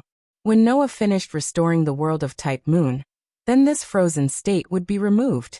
Everything that originally existed in this world would once again be restored, continuing to operate without any influence. The world of form Moon had already been destroyed once. Later on, Noah repaired this world and received Gaia and Alea's invitation. Only then did he enter this world and meet Qingzi, Yuju and the others. If the world was truly destroyed, then Qingzi, Yuju and the rest would not have reappeared in this world after the world was restored, and continue to live. Therefore, unless it was the end of the world in the true sense, as long as Noah was there, every world in the between worlds had the possibility of returning to an intact and unaffected state. On the other hand, if Noah was no longer around, then these world fragments would continue to exist in the space between worlds, and the interior would remain in a frozen state until eternity. It was because of this that Noah could continue to pull himself together. However, he did not know if it could be considered lucky, but the worlds that Noah had existed in before were not destroyed. Although they were destroyed, they would only enter a frozen state. The people related to Noah would not truly disappear. After Noah repaired those worlds, they would return. However, Noah could not guarantee when he would be able to repair those worlds. After all worlds were the same. At least, in the space between worlds, every world existed in the form of a feather. They all had the same appearance, and there was no difference at all. Even the world fragments after being destroyed were exactly the same. Under such circumstances, even if the world could be completely restored, Noah could not guarantee that the world fragment he found was the fragment of the world he wanted to restore, right? For example, if the world of fairy tale was destroyed, then the other half of the world fragments that were lost to other worlds, Noah really did not know how to find it. Perhaps, if he was lucky, the world fragment that Noah found in the next world would be the world fragment of fairy tale. Perhaps, if he was unlucky, Noah might have searched through all the worlds before finally finding the fragment that belonged to the world of fairy tale. And this process could take a year, 10 years, 100 years, or even 1,000 years. If Noah could not see his family, friends, or lovers for 1,000 years, then Noah would not be able to bear it. Therefore, the worlds that he had been to were not destroyed. Noah felt lucky from the bottom of his heart. But what is the thing that destroyed the worlds? Noah's eyes flashed. Gaia and Alea said that if I knew now, it would only increase my worries. Then, when will I know that it will not be troublesome? When I have the ability to deal with that disaster. Noah's eyes flashed. That is to say, what I should do now is to let myself continue to grow, right? Then become stronger. Noah took a deep breath. Strong enough to deal with everything. After saying this, Noah closed his eyes. Then, first of all, I should spend some time to increase the amount of magic stored in my mana source. After saying this, around Noah's body, a little bit of starlight began to appear, enveloping his body. Sprite. No matter how serious the injury or consumption was, it could be recovered in a very short period of time, allowing the user to return to his original incarnation. With the powerful recovery ability of this incarnation, Noah could obtain the same amount of magic stored as before in 2 to 3 hours. If he wanted to increase the amount of magic stored in his mana source, the incarnation called Sprite was undoubtedly a miraculous power. Noble and intelligent, elegant and beautiful. I praise thy life, here is one with nature. The words that made people feel comfortable slowly reverberated in the space between worlds, causing the magic in Noah's body to increase at an extraordinary rate, and all of it poured into the dark hole-like mana source, continuously increasing the amount stored inside. In this way, the space between worlds, which had no concept of time, returned to silence following Noah's silence. After an unknown amount of time, Noah opened his eyes.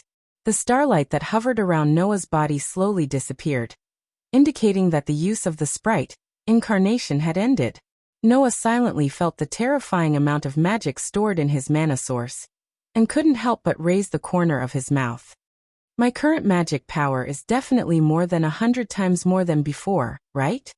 Moreover, even if he cancelled the Sprite incarnation, his body that had entered a normal recovery speed was still continuously producing magic, allowing the magic to flow into the limitless mana source, and continue to store it. It's just that. Noah felt the terrifying magic power in the mana source, and was somewhat puzzled. Since creating the mana source, my magic power seems to have changed a little, not quite the same as before, as if there is something waiting for me to discover. It seems that my mana source should have other uses. Noah quietly nodded his head.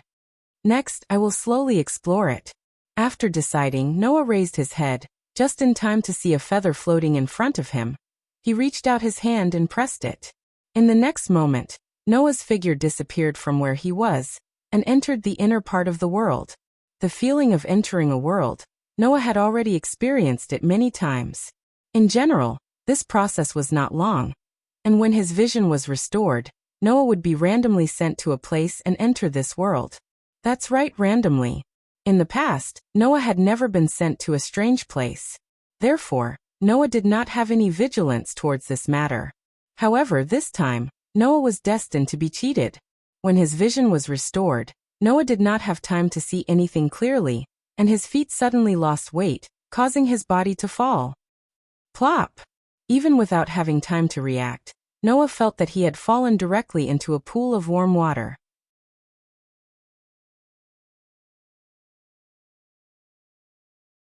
Chapter 8:20. The warm water directly came into contact with Noah's skin, which made Noah's brain which was a little muddled due to the sudden inability to breathe, come back to his senses, and he quickly stepped down.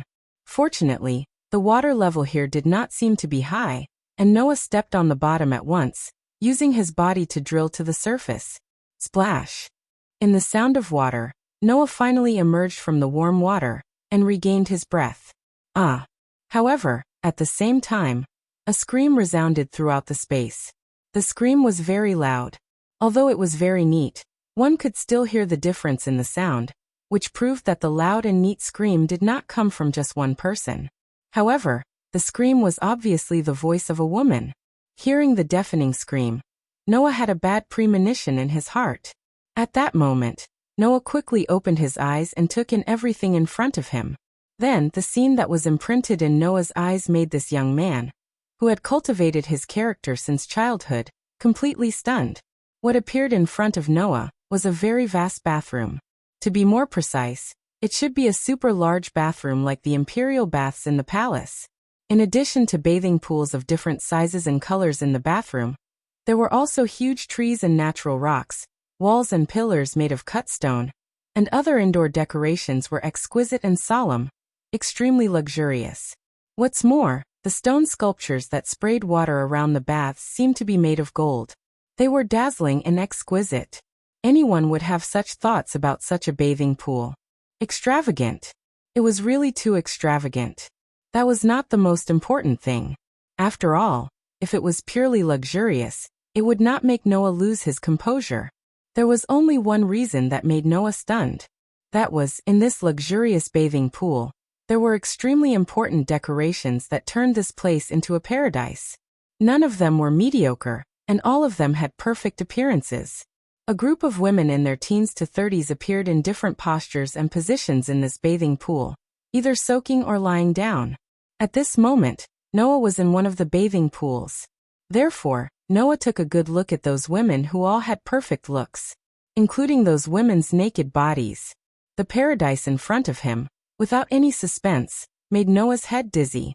And the whole bathing pool, the women with perfect appearances, opened their eyes wide, looked at Noah, and made a sharp noise. There's a pervert. Someone can break into this bathing pool dedicated to gods? Is that a human? It's a human. It's a human. A human pervert has appeared. The whole bathing pool suddenly became a mess. However, Noah didn't know if it was an illusion or not. Noah always felt that in addition to shyness and shame, these women in front of him had more interest in their eyes and faces than shyness and shame. That look on his face was as if he had found some fun.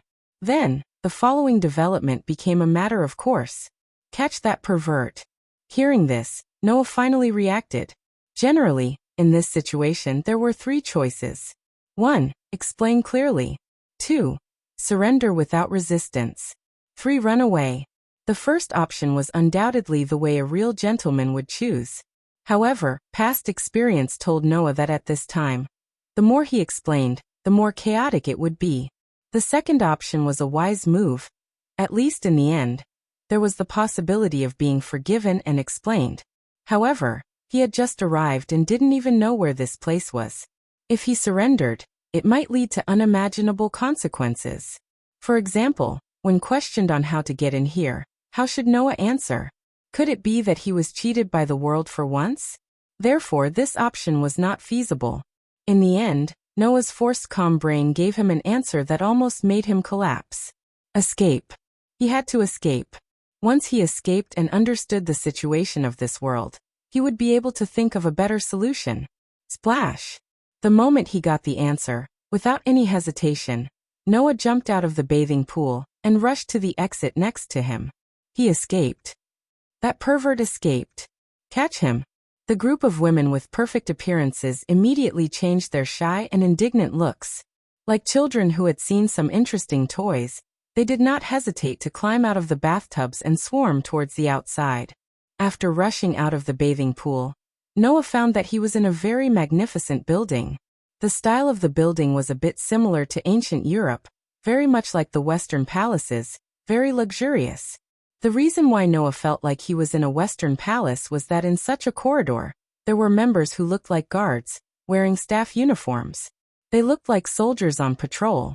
Because Noah rushed out of the bathing pool, the staff in the corridor all stopped and looked at Noah with their mouths half open.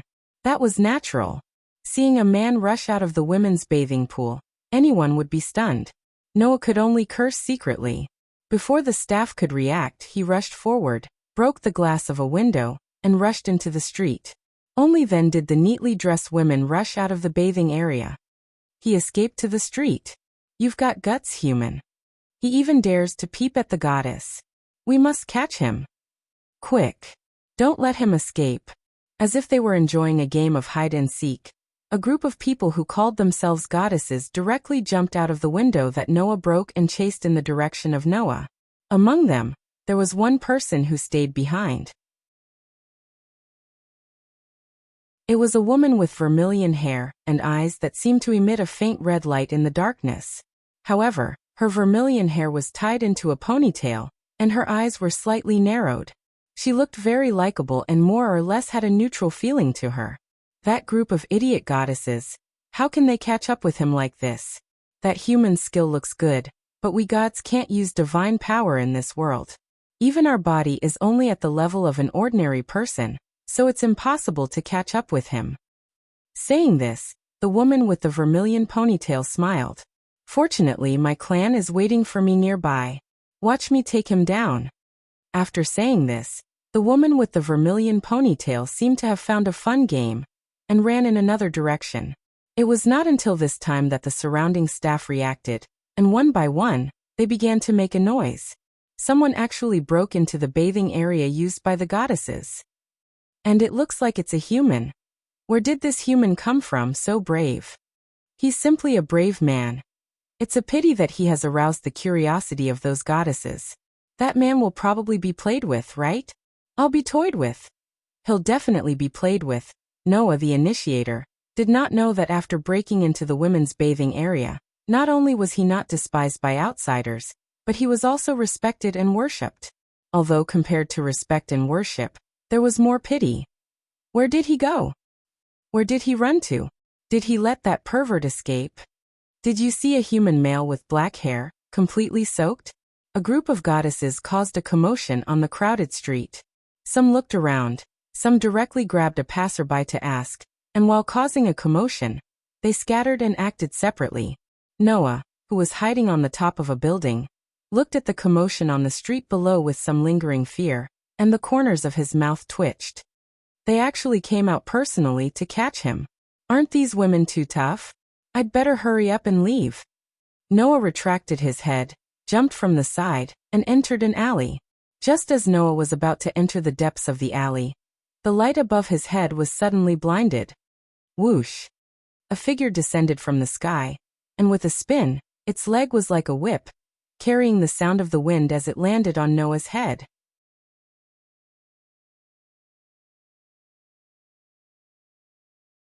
Chapter 8:21.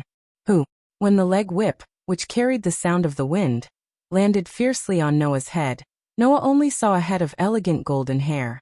Then the leg whip, which looked very sharp but actually held back a little, covered Noah's field of vision, and landed on the center of Noah's forehead, which was raised up. Noah almost instinctively turned around. The tip of his foot slightly moved on the ground, and his body moved a step back horizontally, allowing the leg whip to graze him directly. Swish! The leg, which turned into a whip shadow, suddenly landed in the air, brushing less than 5 centimeters in front of Noah, and landed heavily on the ground. Bang! With a muffled sound, although the ground was not blown up, a circle of dust was stirred up by the leg that landed on the ground. Only then did Noah once again touch the ground, and his body retreated rapidly. After pulling a distance away from the attacking figure, he stabilized his body and looked forward. However, when Noah saw the full appearance of the attacking figure, even Noah could not help but be a little surprised, because the person who attacked with a sharp posture had an appearance that did not match her skills at all. It was a young girl with a tall and slender body wrapped in light clothing. The young girl had extremely soft and slender limbs, and she wore a revealing white dress with blue edges that only reached her roots. Her long golden hair, which reached her waist, emitted a brilliance that was comparable to any gold or treasure. From a female's point of view, it could be said to be graceful and delicate, but it had a baby face that was like a little girl's. At a glance, it was like a delicate and beautiful porcelain doll that would shatter with a touch. Rather than saying that she was beautiful, it was better to say that she was aesthetically pleasing. She was like a fairy or a demon that appeared on the scene in a fairy tale. In addition, those particularly eye-catching golden eyes were very clear.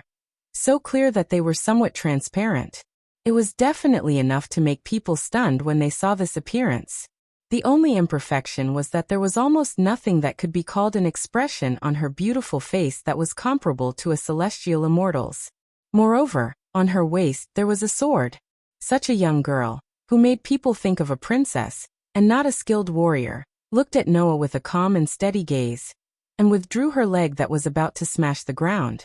Noah really did not expect that the attacker who suddenly appeared would actually be such a beautiful and lovable young girl. However, Noah had seen many beautiful young girls, if not countless, but definitely not few.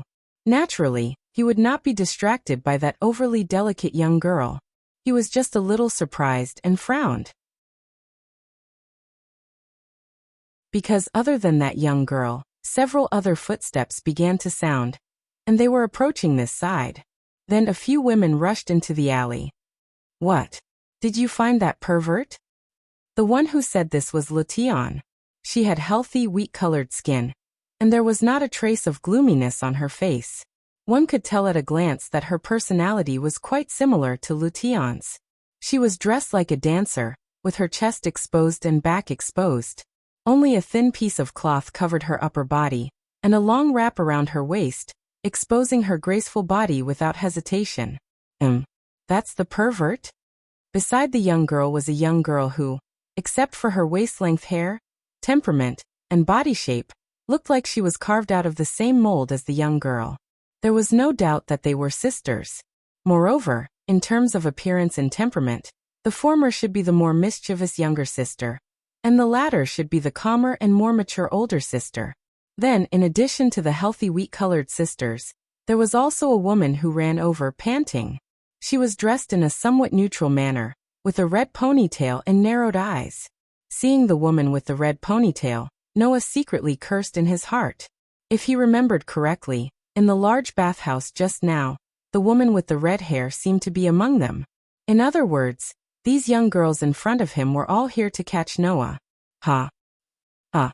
As soon as the red-haired woman ran over, she immediately panted while looking at Noah with an evil smile. "I finally found you, you daring little brat." "Hey Loki," the wheat-colored younger sister said suspiciously. "Is that really the pervert who peeped on you bathing? There can't be a mistake, right?" The elder sister's side also spoke up. "He's a little handsome, but he doesn't look like it. Don't judge by appearance, Tiona. The goddess named Loki pointed at Noah like a famous detective who had found a big clue. "Look, his clothes are wet. That's proof that he just fell into the bathhouse." "It seems so." The wheat-colored younger sister named Tiona looked at Noah with interest. "Then I'm sorry, big brother over there. It's your bad luck to meet Loki who's mixed in with the goddesses." Hey, what do you mean mixed in with the goddesses?" Loki said in a kansai tone, dissatisfied. "I'm also a true goddess, okay? But undoubtedly, you didn't care that you were seen naked. You just thought it was interesting and came to catch him, right?" The wheat-colored older sister named Tiona sighed, but her words were extremely bold. "Really, it's just being seen. It's not like you'll lose a piece of meat. Why are you making such a big fuss? AIC, hurry up and catch him. End this farce and go back to prepare for the next time we enter the dungeon." The blonde girl named AIC nodded slightly and looked at Noah expressionlessly. She lifted her foot and slowly walked in the direction of Noah. Whoosh! Halfway through, the girl named AIC immediately lowered her body and bounced her slender body out like an arrow. She violently shot in the direction of Noah and raised one of her hands. The girl named AIC probably intended to go behind Noah and knock him out. From the nonchalant expressions of the self-proclaimed goddess Loki and the girls named Tiona and Tiona respectively, it was clear that they didn't doubt that the girl named AIC could take down Noah. Therefore, in the next moment, a scene that no one expected occurred. Clatter. Almost at the instant when the girl named AIC rushed in front of Noah, without waiting for the girl to go behind him, Noah's foot stepped down with a crisp sound. He didn't retreat but instead advanced and grabbed the girl's raised hand. Pa! With a soft sound, Noah grabbed the young girl's pitifully delicate wrist and twisted it. Under the young girl's slightly shocked expression, he suddenly twisted the young girl's wrist behind her back and locked it up. With another push, he directly captured the young girl. The girl who didn't expect this result was stunned. Loki, Tyan, and Tyan couldn't react in time. By the time they reacted, the situation between Noah and AIC had changed again. AIC's eyes narrowed. With a twist of her heel, her body strangely broke free from Noah's grasp. She appeared beside Noah and lifted her leg. Once again, her slender leg kicked towards Noah's head with the sound of the wind and a strong gust of wind. Bang! A fist suddenly blasted out at the moment when AIC's kick was about to land. It smashed into the sole of AIC's kick. A muffled sound rang out, and a strong gust of wind was stirred up. Both parties were blown away from each other. Then, AIC immediately slid down and flipped her body.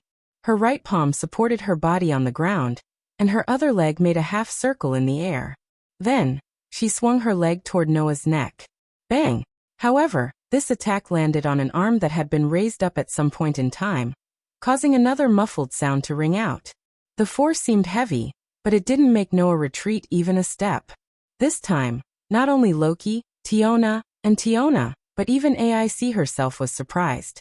She lightly patted the ground with her right hand, and her body bounced up with the help of the recoil. She nimbly made a beautiful circle in the air and landed on the ground. After a round of attack and defense, the blonde girl named AIC didn't fall into a disadvantageous position, but she obviously couldn't do anything to her opponent. And although her opponent didn't gain any advantage, he was only defending all the time. It was clear who was stronger and who was weaker. At this moment, everyone realized what was going on. He was definitely not an ordinary pervert.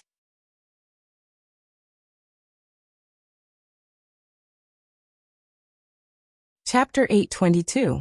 There was dead silence in the audience. It's a lie, right? Tiona murmured. AIC, there's no way to deal with him? Although AIC hasn't shown her true ability, to be able to deal with AIC, the opponent's level must be around LV4. Tiona also frowned.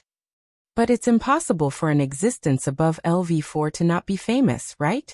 The smile on Loki's face disappeared little by little, and some light appeared in her eyes that had been squinting. She stared at Noah in front of her and spoke. Hey kid, which clan tribe are you from? Clan tribe? Noah's eyes flickered. From the beginning, these girls in front of him had been saying a few words that Noah didn't understand, which made Noah quite puzzled. For example, goddess. Could it be true? That woman named Loki was really a goddess? Moreover, listening to these girls, it seemed that the women in the bathhouse that Noah was in just now all looked like goddesses. When did goddesses become so rampant? Indeed, in terms of appearance, the women in the bathhouse were unexpectedly perfect. Almost none of them were mediocre. If they had to be rated, even Noah could only give a high evaluation of 90 points. But just because they looked good, they were called goddesses? Sure enough, information was the most important. In a situation where he was unfamiliar with the place and didn't know anything, Noah could only be full of doubts about what others said. The only thing he was sure of was one thing. That was, this world was definitely not set in the modern era. Because since coming to this world and falling into the bathhouse, the language that Noah heard definitely didn't belong to any modern language. If it wasn't because Noah was a god slayer, and had the 1,000 languages ability to learn the other party's language in a very short time, right now he probably couldn't even understand Loki's words. It seemed that he had to quickly familiarize himself with this world. Noah, who made such a decision in his heart, didn't hide anything and said such a sentence. What is a clan tribe? As soon as this sentence was spoken, Noah saw it clearly. Including A's, who had been staring at him without blinking. The group of girls were all stunned. You don't know what a spawn is? Tiona asked in surprise. Could it be that you didn't join the clan tribe? Did you not receive any favor? Favor? Noah felt a headache coming on. What is that? Tiona and Tioni exchanged a glance. The girl named AIC stared at Noah, her gaze never moving away. Her eyes were so clear that they were almost transparent, rippling with emotions that no one else could detect. Loki also stared at Noah, but there was no obvious color in his eyes. Instead, he said this suspiciously. "You're not pretending, are you? Could it be that you want to say that you didn't even receive God's favor? Did he want to say that he was an ordinary person who wasn't even level 1? Are you playing with me?" "That's right," Tyogni agreed. "A guy who isn't even level 1. How could he not even have a way to take down AIC?" Hearing the group of girls talking to themselves, Noah was also angry. "From the beginning you've been talking about level 1. Do you think this is a game?" Seeing Noah's angry look, the group of girls looked at each other again. "Hey," Tiona said carefully to Tiona. "He can't be serious, right?" "How would I know?" Tiona folded her arms. "However, didn't Loki say before that before God came to this world, there were humans in this world who could compete with monsters? Even if they didn't receive God's favor, they still had strength that could compare to us. Could it be that this man is still one of those ancient warriors?" Ancient warriors. Loki looked at Noah and suddenly laughed. "Good. AIC. Capture him for me. Whether he really has that kind of power without even receiving God's favor. Let us see for ourselves." AIC nodded, her eyes never moving away from Noah. She stepped forward again, her hand slowly placed on her waist, holding the hilt of the sword hanging at her waist. In this moment, the feeling AIC gave off completely changed. If AIC could be said to be a ferocious deer, then the moment AIC held her sword, she became a dangerous lioness. Obviously, the close combat just now was not AIC's true ability. AIC's true ability was on that sword. Seeing this, Noah, who felt that he couldn't avoid it, sighed and met AIC's gaze. "Although I think it's useless to say it, I still want to say it. If I say that I didn't peek, and that it was just an accident, would you believe me?" The one who answered Noah wasn't AIC, who was slowly walking towards him, but Tiona, who was watching the show from the back. "Brother over there, you're mistaken. Loki wants to capture you, not because you peeked, but because he's interested in you." "Interested in me?" Noah frowned. "In other words, you're not here to denounce me?" Both Tiona and Tiona smiled, silently telling Noah the answer. "If that's the case." Noah lost interest. "Then I won't keep you company." After saying that, Noah turned around, intending to walk into the depths of the alley, but a sharp sound pierced through the air behind him, causing him to turn his head abruptly. He saw that AIC's figure had already turned into a black line, and suddenly appeared in front of Noah. She held a thin sword tightly in her hand, and a faint wind swirled around the sword, causing the sharp sound of the wind to suddenly appear. She pointed the sword at Noah from afar, and the sharp edge of the sword flashed a cold light under the sunlight. AIC's figure fluttered like a leaf in the wind, and in an instant, she rushed in front of Noah. Clang! The long sword in her hand naturally turned into a sword light, and the moment AIC appeared in front of Noah, the sword in her hand swept out and viciously slashed at Noah's shoulder. However, almost at the same time, another sword light flashed out and met AIC's long sword. Clang! Along with the crisp sound of the collision, AIC's thin sword and a knight's sword that shone with a golden light, causing sparks to fill the sky. If Saber was here, she would definitely recognize this sword. That was the sword in the stone. After blocking the attack of the thin sword, Noah slightly raised his eyes and met AIC's pair of clear eyes, but there was a trace of impatience in his eyes. "I don't have time to play games with you, so please, if you want to catch someone to play with because you're bored, then go find someone else." After saying that, Noah's hand that was holding the sword suddenly tightened. Clang! The sound of steel clashing against steel reverberated in the air, and the two swords that were clashing against each other were repelled by the recoil. AIC felt a huge force coming from her sword, and then her whole body was pushed back a few steps. After pushing AIC away, Noah held the sword in the stone tightly, and his body was like a spring that was pushed to the limit as he rushed into the depths of the alley. AIC's expressionless face became more serious. She dashed toward Noah's back, and on the long sword in her hand, a gentle breeze blew and wrapped around the sword. If one didn't look carefully, it would be hard to notice it. However, in the next second, AIC's attack was so sudden that it was impossible not to notice it. Wang. The long sword that was wrapped around by the gentle breeze suddenly swelled up a gust of wind, and it enveloped AIC herself. Then, AIC pointed the long sword that was wrapped in the wind at Noah in front of her, and the tip of her foot tapped the ground. Xiao. Suddenly, AIC's whole body was carried by the wind, and she turned into a bullet. With the help of the gentle breeze, she quickly dashed forward. Her speed was so fast that one could barely see a white line flashing through the air. Immediately after, AIC tightly gripped the sword that was entwined with wind. Bringing along a ray of sword light, it was like a cold bolt of lightning. It went against the wind, rode on the wind and drove the wind. It left behind an afterimage in the air, as it pierced towards Noah who was in front of her.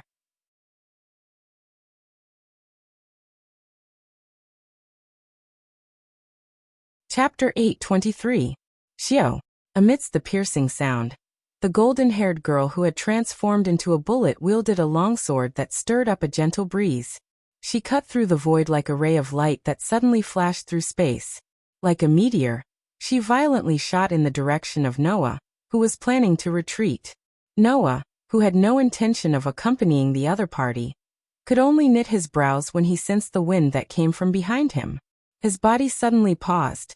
His toes pressed on the ground, and he borrowed the pushing force to take a step back to the side. AIC, who had transformed into a ray of light that stirred up a gentle breeze, brushed past the side of Noah's body. The sharp wind brought about by it caused Noah's skin to feel a little stinging pain.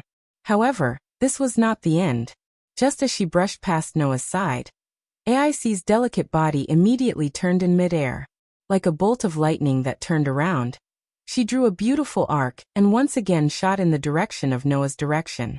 That appearance was simply like a laser that could automatically track people, which was extremely annoying. At the very least, Noah, who had no intention of accompanying her, was really annoyed by her pestering. You asked for it. Facing AIC, who had once again transformed into a ray of light and shot straight towards him, Noah's mind was immersed in his own body. In Noah's body, the dark and hollow mana source was silently devouring the energy coming from all directions, completely absorbing it. That energy was the magic power that was regenerating itself all the time. At this moment, the mana source that had been in the state of devouring suddenly trembled. Wang. In the trembling sound that could only be heard by Noah, the mana source that had been in the state of storing and devouring the mana suddenly erupted. It transformed a stream of pure mana into a torrent and spurted it out. Under Noah's control, it surged towards his four limbs. Immediately after, a series of electrical wiring lines began to spread out from Noah's four limbs, covering Noah's hands and feet. Noah clenched the sword in the stone in his hand, causing the blade of the sword in the stone to flash with a dazzling light, as if it was plated with a layer of golden light. He suddenly swung it, and with an astonishing force, it fiercely met the incoming ray of light. Clang! Along with the loud sound of swords clashing rang out. A fierce wind suddenly burst out like a shockwave at the point of contact between the two sharp swords. With a muffled sound, AI's entire body was blown away by the shockwave. Her whole body was surrounded by a breeze, and she was involuntarily sent flying. In the next second before AI could react, a black shadow carrying a golden light suddenly shot towards her. The strong oppressive sound of the wind caused AI's eardrums to hurt a little. This caused AI's expressionless face to twitch slightly. Her body did not hesitate to be blown by the breeze, and she instantly retreated a distance of nearly 10 meters as if she was gliding. However, the moment AI's body retreated, a dazzling vortex suddenly appeared under the feet of Noah, who was holding the golden sword in the stone and had transformed into a black shadow. In the midst of an explosion, the vortex turned into a powerful thrust, causing Noah's speed to soar by nearly 2 times in an instant. The black shadow that could barely be seen was like a phantom. With a flash, it appeared in front of AI like a ghost. AI's expression finally changed. Raising his head, Noah stared at AI. His hand that was not holding the sword clenched into a fist. A dazzling vortex of air also fluctuated above it.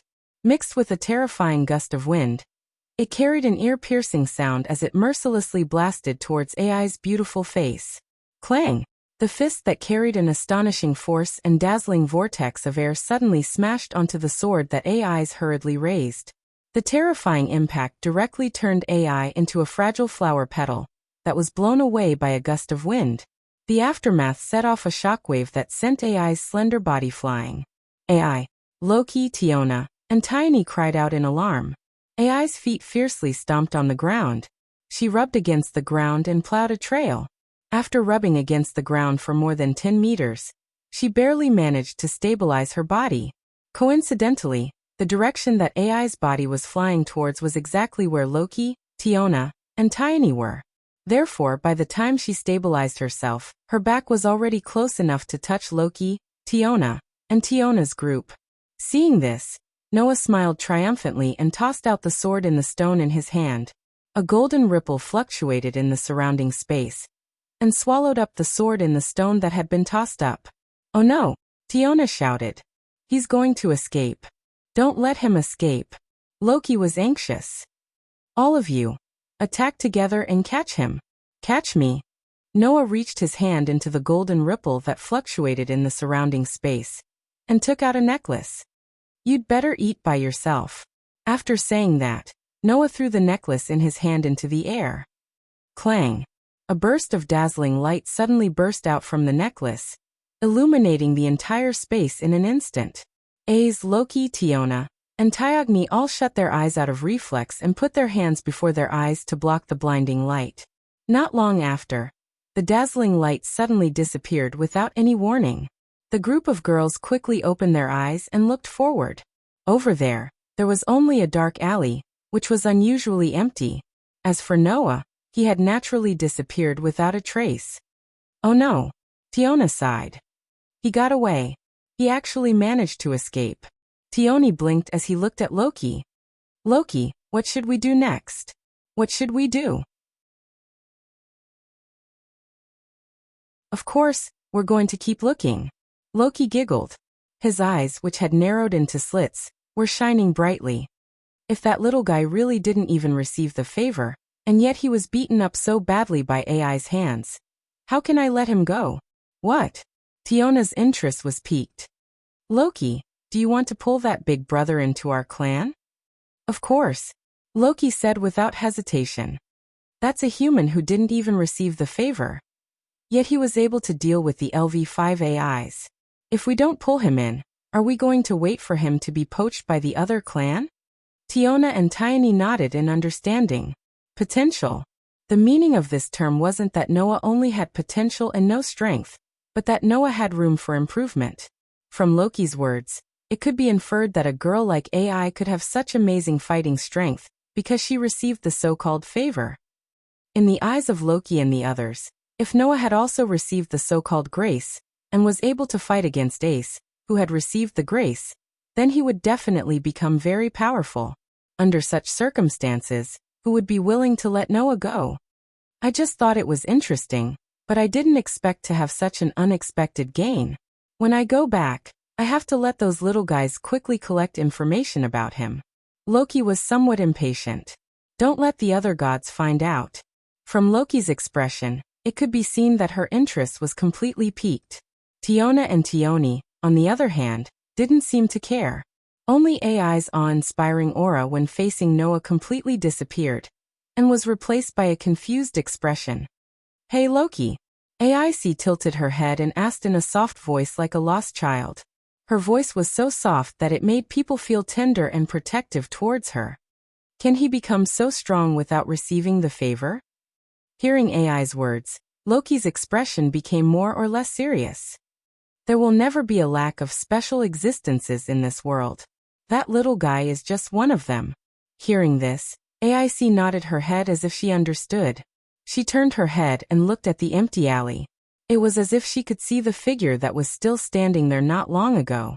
Her clear golden eyes were twinkling, and no one knew what she was thinking.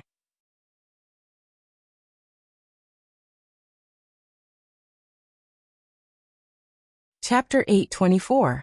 In a dark, empty alley, Noah emerged from a dark corner. He looked back nervously to make sure that no one was chasing after him. He wiped the cold sweat from his forehead, his face full of bitterness.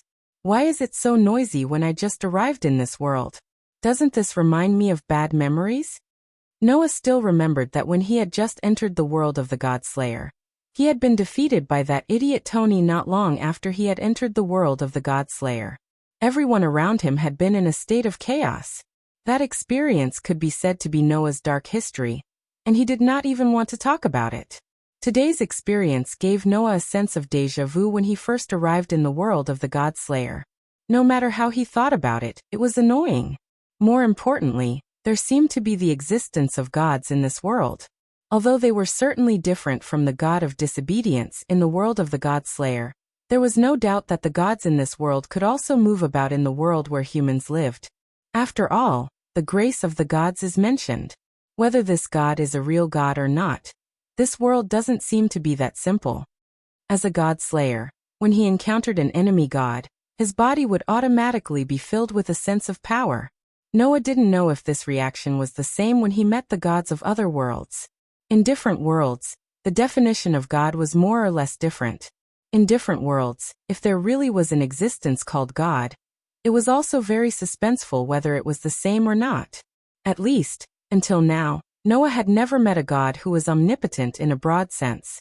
The gods that Noah encountered were not so much omnipotent existences, but rather, they were a group of individuals who were different from humans, but possessed extremely powerful strength. Even if they had their own corresponding myths, these gods were not really invincible. Therefore, if there were gods in other worlds, they would probably be different from the gods in a broad sense. Therefore, in the world of the God Slayer, the body that could react to gods could not react the same way to gods in other worlds. This was not surprising at all. Whether or not the group of goddesses with perfect appearances that he had met in the big bathhouse were gods was still to be determined by Noah. However, Noah had a lot of interest in the so-called grace. It sounds like a kind of power that those guys who called themselves gods gave to humans, right? Noah recalled that he had a brief encounter with AIC. With that kind of power, even such a weak-looking girl can have that kind of strength? To be honest, AIC's strength still surprised Noah. In terms of physical strength, Noah felt that if he did not use the enhanced magic to strengthen himself, he seemed to be somewhat inferior to AIC. Based on the servant's ability value, AIC's strength value was definitely around C level, and her dexterity value was definitely above B level. In addition, AIC's skills were not weak. Although she was not as good as Saber and Ryder, the combat power of the girl called AIC was already comparable to the average servant. No matter what, AIC would not be weaker than guys like Yanfeng, Chili, and Gumu Soichiro. Moreover, they also mention levels. The so-called grace should also have strong and weak powers, right? Noah narrowed his eyes. Then what is the level of the girl called AIC? What is the level of the strongest guy in this world? It seems that for the time being, I still have to gather information first. After coming to this conclusion, Noah felt a little cold. Looking at his clothes that were still dripping water, he laughed bitterly. Let's change clothes first. Fortunately, in Noah's Gate of Babylon, there were also clothes. Of course, to be able to be placed in the Gate of Babylon, it was impossible for ordinary clothes to be placed in the Gate of Babylon. Those clothes had special effects to a certain extent. For example, some clothes had the property of magic, and could more or less resist the effects of magic. Another example was that there were clothes that could resist fire, cold, and even poison. Basically, there were all kinds of things. There were even some strange armors that had all kinds of strange abilities. Noah did not need to directly put on the armor, nor did he need to wear those clothes with special effects. He only needed to cover his body. However, in the Gate of Babylon, there were no ordinary clothes at all. In the end, Noah chose a set of clothes that had no practical effect, but it was warm in the winter and cool in the summer, and put it on.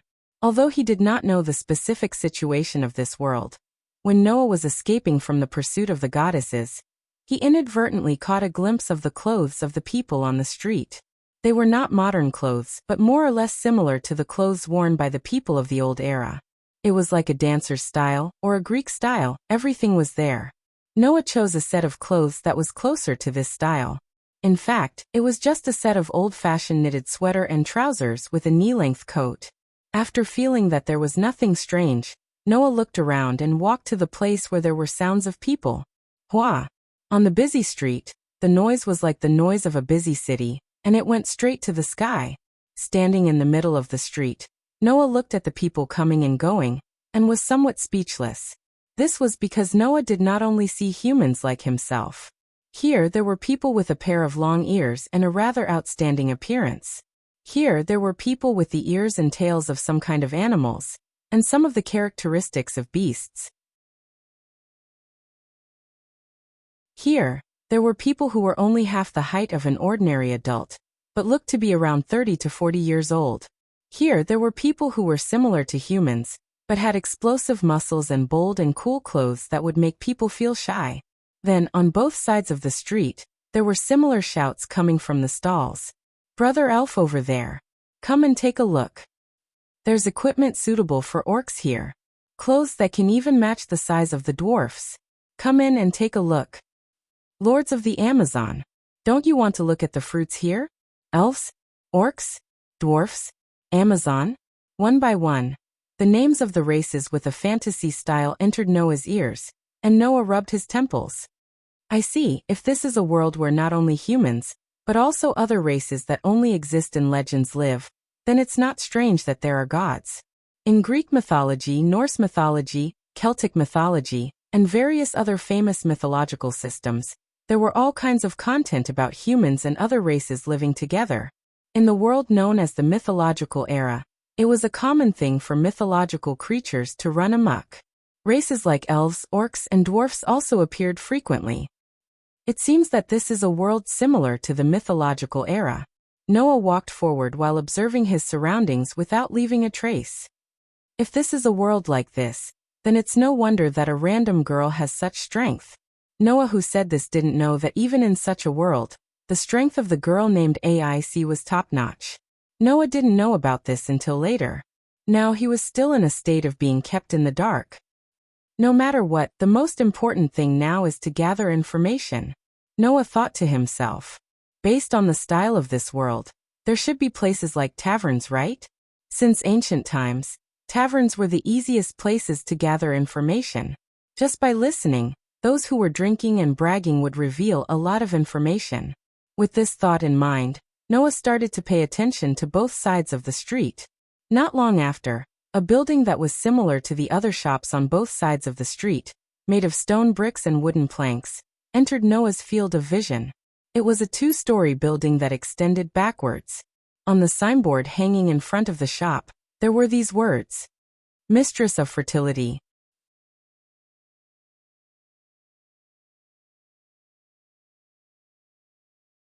Chapter 8:25.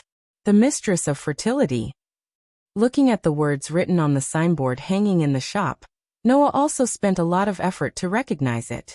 As a god-slayer, although Noah had the ability to learn a language in a very short time, it did not mean that he could also learn the words. The reason why he could recognize the words on the signboard was because the priest incarnation had the characteristics of giving language and words power, so Noah's sensitivity to language and words was better than the other god-slayers. So he could recognize something similar to a sixth sense. Of course, at best, it made Noah more sensitive to language and words. If he wanted to recognize words that he did not know at all, it would still take a lot of effort. Therefore, it was okay to recognize the words on the signboard, but it was not so easy to recognize the words of an article. It's just that the name "The Mistress of Fertility" doesn't look like the name of a tavern. With this thought, Noah looked through the door of the tavern and looked into the shop. The first thing Noah saw was a very tall woman in her 40s behind the bar-like counter, serving hot dishes and a variety of alcohol to entertain the guests. That should be the female owner, right? Then, in the shop, there were seats and seats made of wooden tables and wooden chairs, and there were all kinds of people sitting on them. There were orcs. There were villains. There were humans. There were also Amazons. People of different races seemed to be harmonious at this time, each of them sharing a seat, eating and drinking and making noise. Next to these guests, There were young girls who were either carrying plates with drinks and wine, or steaming dishes, walking around busily. There were also shop assistants who were greeting the guests. These shop assistants were all wearing a tender leaf-colored sundress that reached below the knee, and there was a long apron tied outside the skirt, which seemed to be the staff uniform in this shop. Wearing such clothes, there was no doubt that the waiters in the shop could only be women. In a tavern that looked like a gathering of all kinds of bad people, the waiters were all women? It seemed that this shop was different from the ordinary taverns. Otherwise, if something like molestation happened, Noah did not think that a group of ordinary shops with all women could do anything. In such a shop, would Noah be able to get the information he wanted? Just as Noah was thinking about this, a delicate voice came from the shop. "Welcome." Accompanied by such a voice, a girl holding a tray came out of the shop. It was a girl with dark light gray hair tied a few times at the back of her head, and then a ponytail hanging down. She had the same color as her hair and milk-white delicate face, as if the adjectives like playful and cute were written directly on her face, giving the feeling of a girl next door. The girl shouted into the store with a clear and loud voice. "A customer. Please prepare the drinks." Noah raised his eyebrows when he heard the girl's cry. It seemed that he hadn't decided whether to enter the shop or not. "I'm just standing at the door. Do I need to go in as a customer? It's a bit like forcing a deal." The girl who didn't know Noah's thoughts smiled at Noah. "Customer, please come in." Noah blinked and felt helpless in his heart. Forget it. Since it's already like this, I'll just go in with this in mind. Noah also stepped into the shop. Under the guidance of the girl, he walked to the corner of the shop. The people in the shop were still immersed in their own quarrels, and did not pay attention to Noah, who was led into the shop. Under such circumstances, Noah came to the corner of the shop and sat down on the side of the bar. Perhaps because Noah was only one person, so she didn't let Noah occupy a table by himself, but brought him to the bar. Therefore, Noah's position just happened to be on the side of the burly female shop owner. It could be said that he was facing the burly female shop owner, who had an amazing sense of oppression. Immediately, the previous waitress asked with a sweet smile, "Excuse me, what do you want?" Noah, who was observing the situation in the shop, said almost casually, "A cup of black coffee." Hearing this, the girl was stunned. She tilted her head and asked suspiciously, "Black coffee?" Only then did Noah wake up. In this world that was not set in the modern world, not to mention black coffee, even tea was a problem. At that moment, Noah shook his head, not knowing whether to laugh or cry. "Just a drink and a side dish that can fill the stomach will be fine." This sentence seemed to be heard by the burly female shop owner. "Oh." The burly female shop owner suddenly looked down at Noah with a condescending gaze, and smiled provocatively. "Just a drink and a side dish that can fill the stomach will be fine, right?" Saying this, the burly female shop owner filled a wine glass the size of a jar with wine. Then she turned around and placed a full plate of noodles and wine in front of Noah. Then the burly female shop owner said straightforwardly, "This will definitely fill the stomach." Looking at the noodles that were stacked up to his neck and the large glass full of wine, Noah almost covered his face. How should he put it? This tavern was indeed different from other taverns. To put it nicely, it was called forthright. To put it bluntly, it was called full of bandit spirit. And it just so happened that this atmosphere hit the soft spot in Noah's heart. After all, in fairy tale, there was a similar atmosphere. Therefore, Noah laughed and picked up the cutlery. "What?" the burly female shop owner said with some surprise. "Don't you want to ask how much it is?" Noah glanced at the burly female shop owner and sighed. "Don't worry, I definitely won't owe you." "Very good. I like young people like you. Come often in the future." The burly female shop owner suddenly smiled domineeringly. "My name is Mia, you can just call me by my name." After saying this, the burly female shop owner named Mia didn't continue to entertain Noah, and continued to busy herself. "My name is she." The young waitress who led Noah and also said to Noah with a smile that made people feel close to her. "Mia's mother rarely likes customers who meet for the first time, Mr. Adventurer." "Adventurer?" Noah's heart skipped a beat, and he turned his gaze to the girl named Sheer. "Do I look like an adventurer?" Hmm. The waitress named tilted her head strangely. Aren't you an adventurer? I do like to take risks, Noah said with a smile, intentionally or unintentionally. I just don't know what kind of adventure you're referring to. What kind of adventure? Shier's face was full of doubt. Are there many kinds of adventurers? Who knows? Noah asked without batting an eyelid. Then what kind of adventurer are you referring to? Shier said to Noah with an increasingly confused expression. What kind of adventurer? Isn't it the kind of adventurer who explores the underground city? Underground city? Noah muttered to himself. Speaking of which, the girl named Tyogni also seemed to have mentioned the term, underground city. That should be a rather important place, right? Let's start from this aspect first. I just arrived in this city not long ago. Noah shrugged helplessly at Shier. So, I can't be considered an adventurer who explores the underground city for the time being, right? In other words, you're an outsider? Shier came to a realization. This labyrinth city has adventurers from the outside almost every day. Did you just arrive not long ago? Not long ago. Noah laughed bitterly. I've only been in this city for less than half a day. So, are you worried about what to do next? She put a finger on her chin and gave such a suggestion. Then I suggest you go to a second-hand bookstore not far from here. There are many records about ukulele there. You should be able to get a lot of help. The most important information was obtained.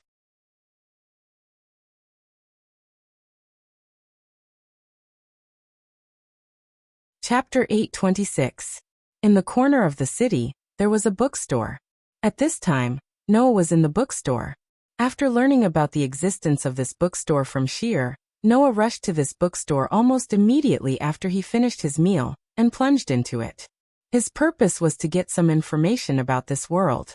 Next to one of the bookshelves in the bookstore, Noah was holding a book. While flipping through it, he absorbed the knowledge of this world like a sponge. Although it was said that he was absorbing knowledge, in fact, Noah was just taking out a book like a history book to roughly understand the situation of this world. It was not until this moment that Noah knew what kind of world he had come to. To be precise, it should be said that he knew what kind of place he had come to. Maze City Eulalie. This was the name of the city Noah was now in.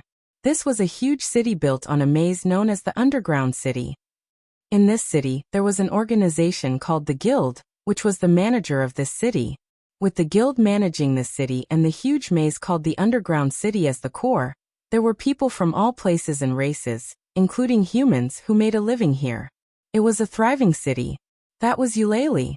The so-called Underground City referred to a super-large maze located under Eulalie. It was a place with a complex and changeable environment, and there were fierce creatures called monsters, which were enemies of humans. It was a place of great danger.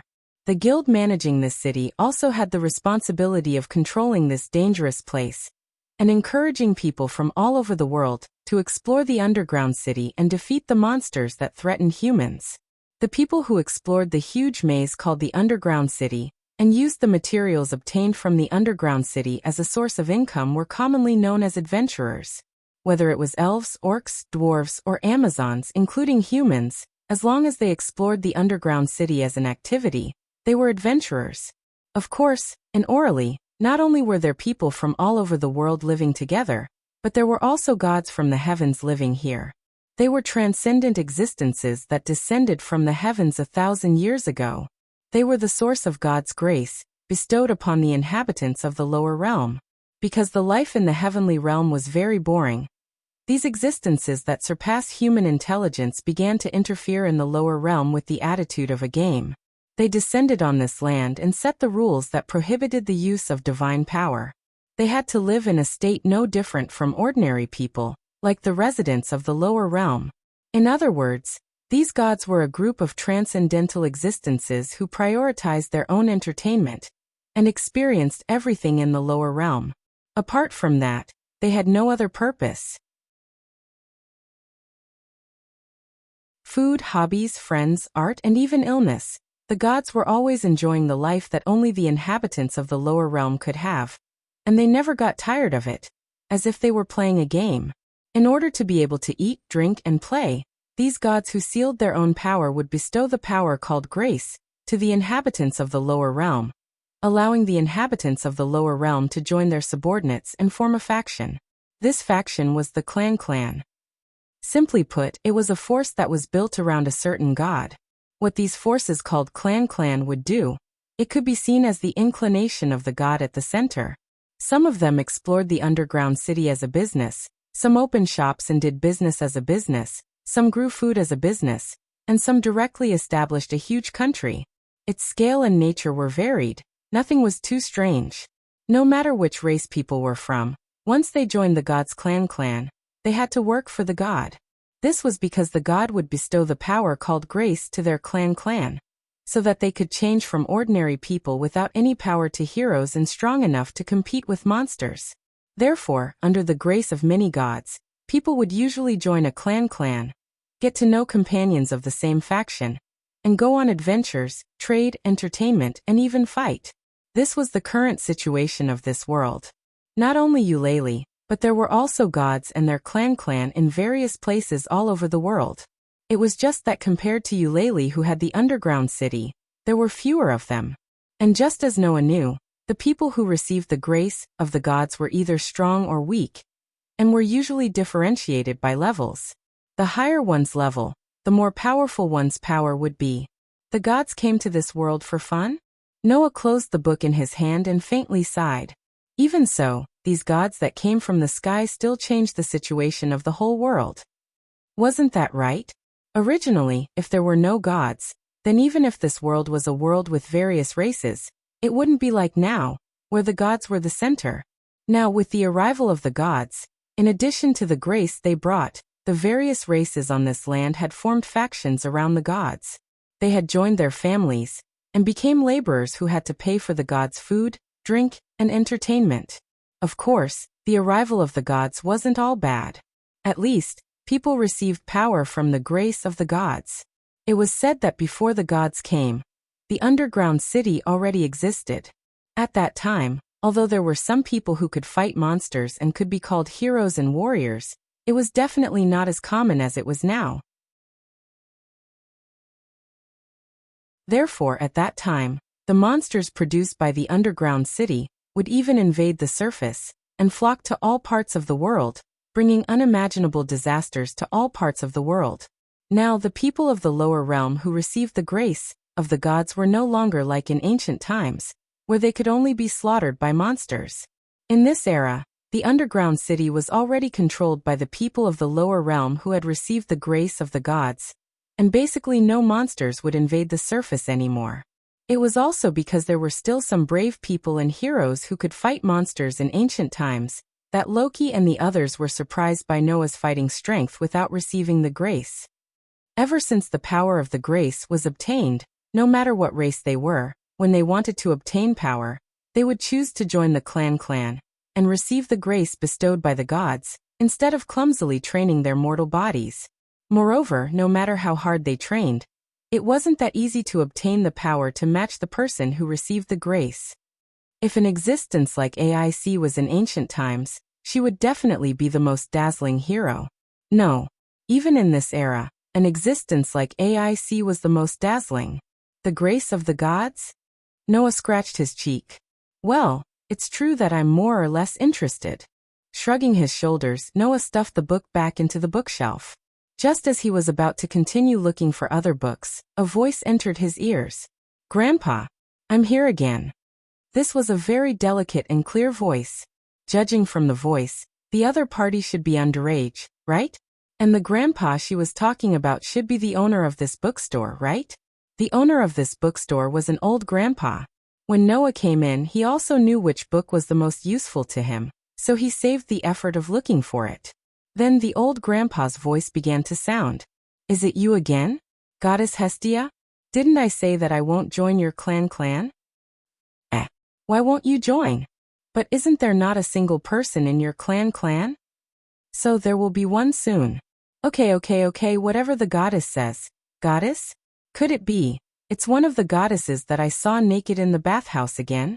Noah's heart began to pound, and he poked his head out from the bookshelf and looked in the direction of the entrance. There, a young girl was arguing with the old shopkeeper. It was an out-and-out beautiful girl.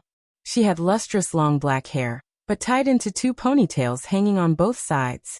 Even so, it still reached her waist. She had a small round face and could be called a young girl. From her appearance, the girl's age was estimated to be only 14 or 15 years old. However, such a young girl with a tender appearance had a mature part that even Noah was surprised by.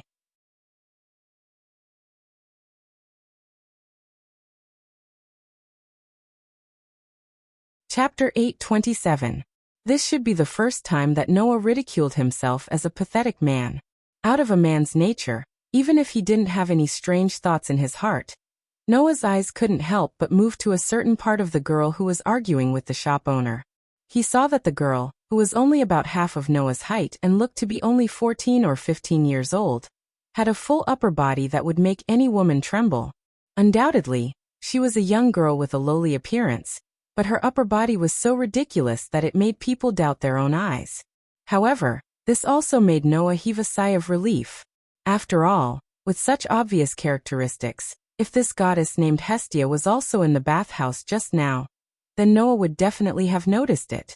In other words, the goddess named Hestia wasn't at the scene when Noah came to this world and fell into the bathhouse. She wasn't one of the members of the goddesses who were seen by Noah. In that case, the other party shouldn't be here to chase after Noah. Thinking of this, Noah was more or less relieved. However, Noah forgot. Even if Hestia wasn't at the scene at that time and wasn't seen by Noah, it doesn't mean that she didn't recognize him. As if feeling Noah's gaze, Hestia, who was arguing with the shop owner, turned her head, and a pair of transparent blue eyes turned to Noah's direction. She just happened to see Noah's head sticking out from the bookshelf with a relieved expression on his face. At the sight of Noah, Hestia was startled at first. Then, as if she suddenly thought of something, her round eyes widened even more. She pointed at Noah and shouted loudly, "Look at me. It's you." Noah, who had just breathed a sigh of relief, was stunned by Hestia's pointing. Did he remember wrongly? At that time, Hestia was also in the bathhouse? Noah, who felt that something was wrong, was about to slip away, but Hestia seemed to see through Noah's thoughts and shouted, "If you run away, I'll go out and yell on the street." The corner of Noah's mouth twitched, and his body that was about to slip away subconsciously stopped. Humph. Hestia proudly put her hands on her hips and puffed up her chest that would make people's eyeballs pop out of their sockets as she said this. "I didn't expect that I actually found the person Loki was looking for. If I take him to Loki's clan to get money, I wonder what expression that Loki will have?" Noah had a bad feeling in his heart, so he asked subconsciously, "Get money? Get what money? Huh? Don't you know?" Hestia's eyes blinked and revealed the worst news to Noah. "Now Loki's clan is looking for you." Want? Noah was stunned. Wanted? He was a wanted person? As long as anyone can tell Loki's clan about your whereabouts, once the news is confirmed, they will get a reward of 100,000 Varus. If they can directly take you to Loki's clan, they will get 1,000,000 Varus. Hestia said strangely. Because of this matter, the outside world is in chaos. There are people everywhere looking for you. It's said that someone saw you go to the Mistress of Plenty, and a large number of adventurers have started to move there. Don't you know? The corners of Noah's mouth twitched again, and a dark emotion began to rush to his head. That Loki, he even did something like a wanted person? Wasn't he planning to let everyone in Eulalia know that Noah broke into the bathhouse of the goddesses, and saw more than half of the goddesses in this city? Noah could already imagine how famous his reputation in this labyrinth city had become, and how bad it had become. He really regretted that he didn't make Loki suffer at that time. The only thing to be happy about was that Hestia didn't seem to intend to sell Noah's whereabouts, or even himself to Loki's clan. If it was someone else, then I would get a lot of money now. I don't have to worry about it for a while. Unfortunately, it was Loki who issued the arrest warrant. Hestia's proud expression began to collapse. If I go to her to get money, I will definitely be laughed at for being poor, right? This sentence more or less comforted Noah. In other words, this goddess named Hestia and Loki didn't get along well, right? Then she probably wouldn't sell Noah out, right? Although Noah wasn't afraid, it would definitely become very troublesome. It was better to have less trouble. That. Noah suddenly smiled bitterly. That is to say, you weren't in that bathhouse at that time, right? I really want to go there, but that place is very expensive.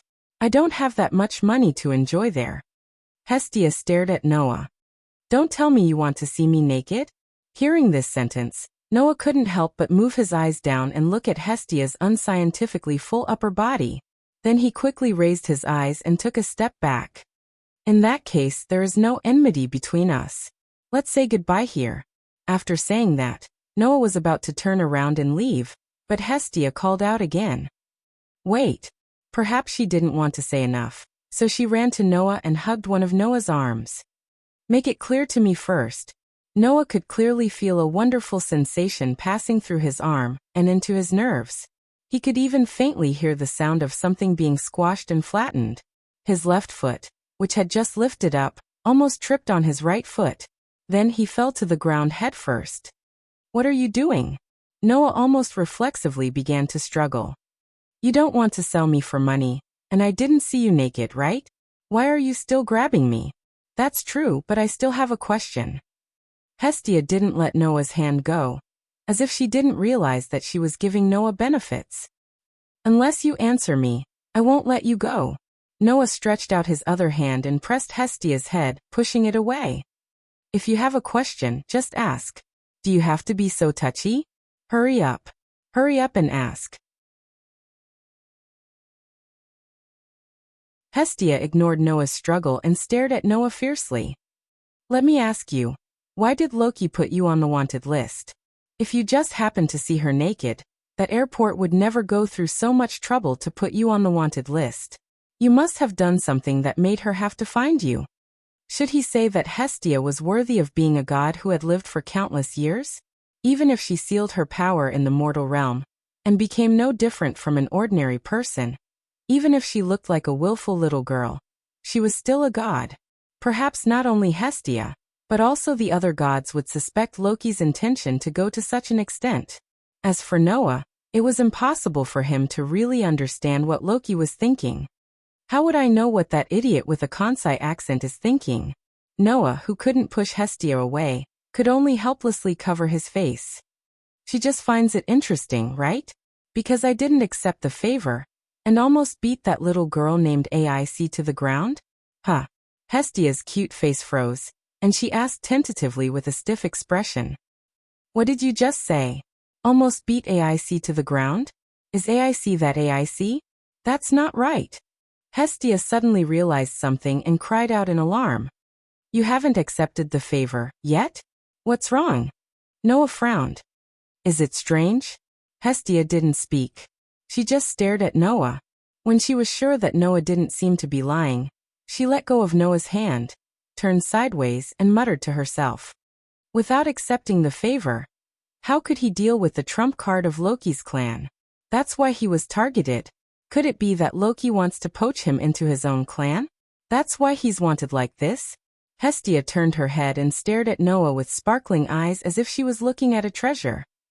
Could it be that I've picked up a treasure?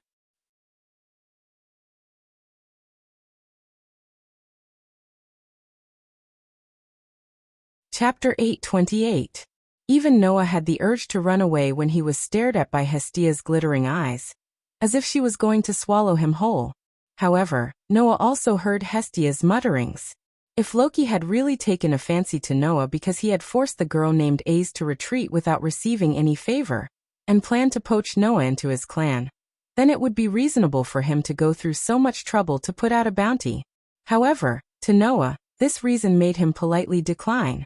And the reason why Hesti suddenly stared at Noah with such a gaze was probably because she had the same idea as Loki. Sure enough, in the next second, Hesti pretended to be mature and coughed, then said, Actually, I've been looking for some adventurers recently, and I plan to let them join my clan. After saying that, Hestia looked at Noah with eyes full of hope. It was as if she was hinting at Noah to do something. It was a pity that Noah, who had expected Hestia's reaction, curled his lips in disdain. Really? Then I wish you success. After he finished speaking, Noah turned around, intending to leave. Seeing this, Hestia became anxious and hugged Noah's arm again. Hey. At this time you should say, "Do you think I can do it? Isn't that the best way to develop?" Noah, who was once again entangled by Hestia, was finally able to ignore the wonderful touch.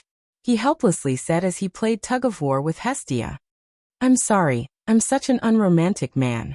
You'd better find someone else to play this kind of King's Road development. No, you're the one I like." Hestia shook her head like a rattledrum, her two ponytails swinging back and forth, and said something that would make all the men and women in the world misunderstand. "You can join my clan. Sorry, I'm really not interested." Noah mercilessly refused. "I don't want to be a god's pawn.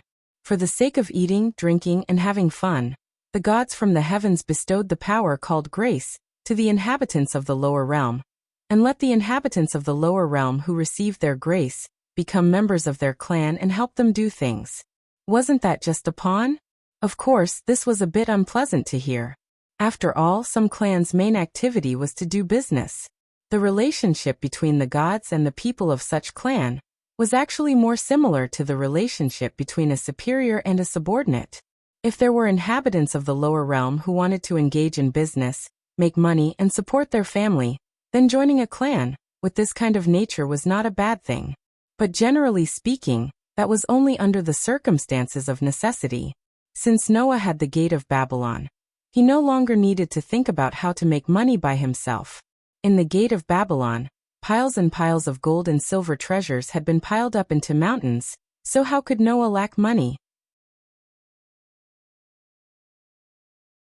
In addition, Noah's Gate of Babylon not only had gold and silver treasures, but also all kinds of precious items that could not be measured by money.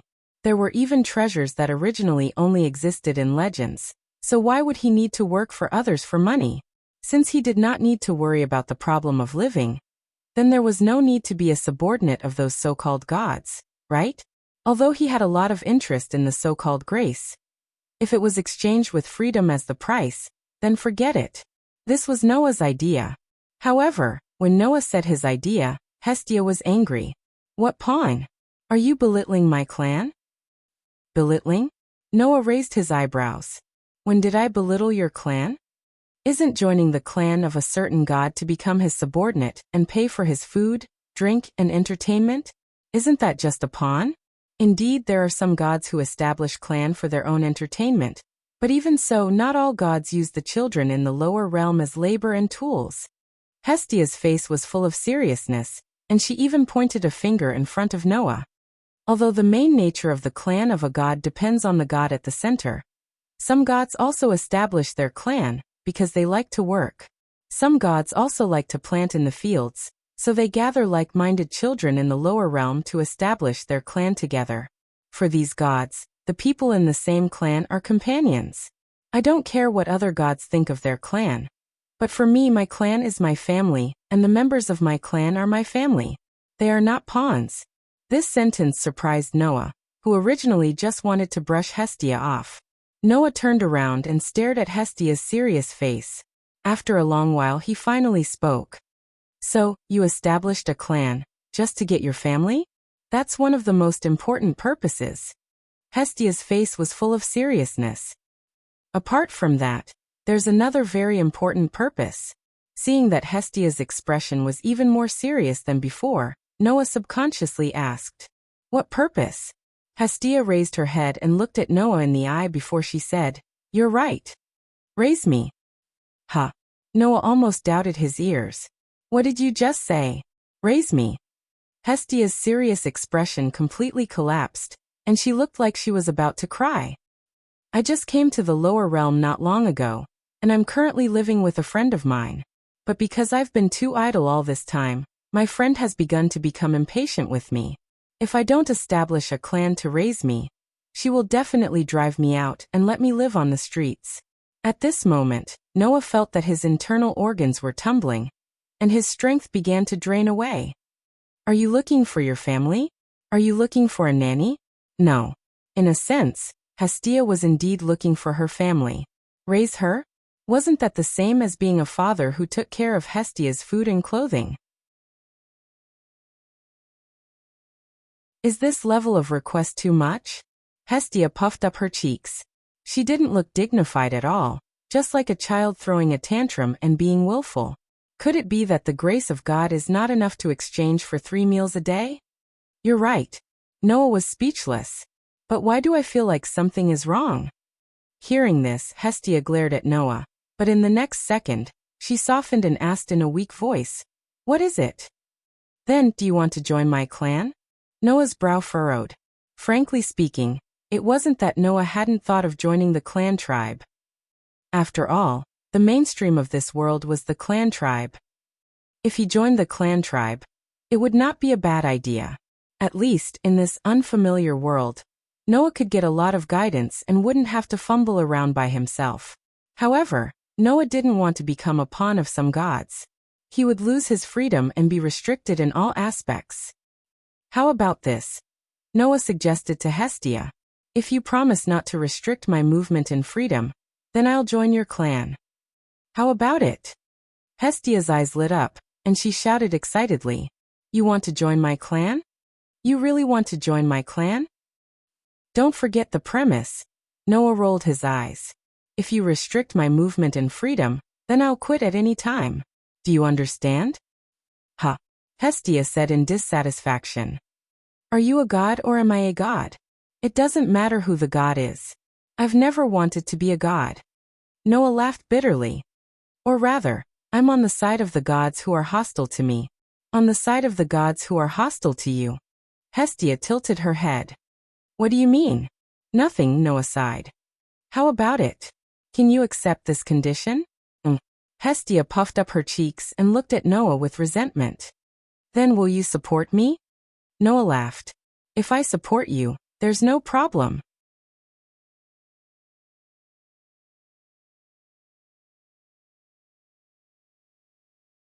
Chapter 829.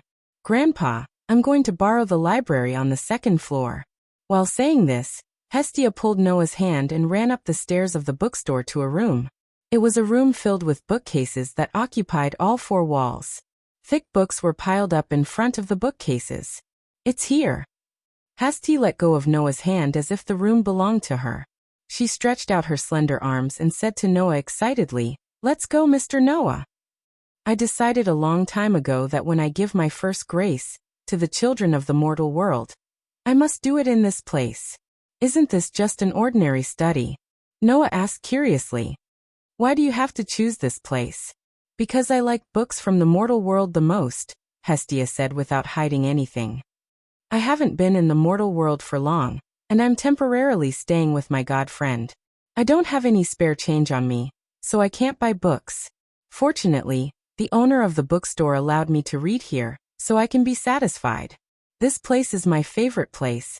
When I give my first grace to the most important family member, of course I'll choose this place. Is that so?" Noah nodded, and then asked the question he was most concerned about. "By the way, Hestia, if I get your grace, how much will my strength increase?" "How much will your strength increase?" Hestia was startled, and then her shoulders drooped. "I say, Noah, don't tell me you think the grace of God is some kind of power that we directly give you?" "Huh?" Noah was puzzled. "Isn't it?" "Of course not. And it's a big mistake."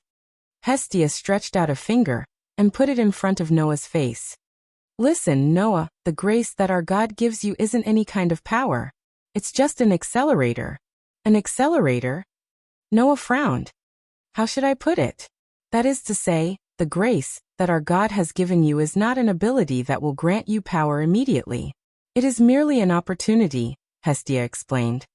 "Its main function is to uncover possibilities that you would never have the chance to discover in your lifetime, and turn these possibilities into your experience, as experience points, and nourishment for your growth. It doesn't matter if it's physical abilities, skills, or magic, they are all hidden weapons in the bodies of your people in the mortal world. They are the so-called aptitude." Hestia sighed. "Unlike us gods who are fated to be eternally unchanging since birth, the people of the mortal realm are easily changed. Even so, there are more factors called possibilities hidden in your bodies, and those are existences that even us gods could not fully comprehend.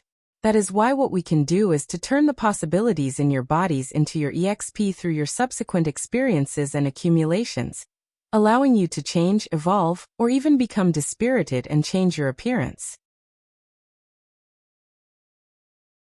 Just like seeds buried in the soil, different outcomes would blossom according to the environment. In other words, different people like you. You have to remember that what we provide is definitely not power, but an accelerator, Hestia said solemnly.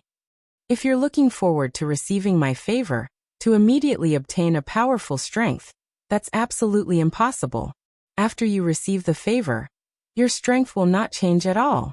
Only in the following days can you continue to increase your own experiences and experience.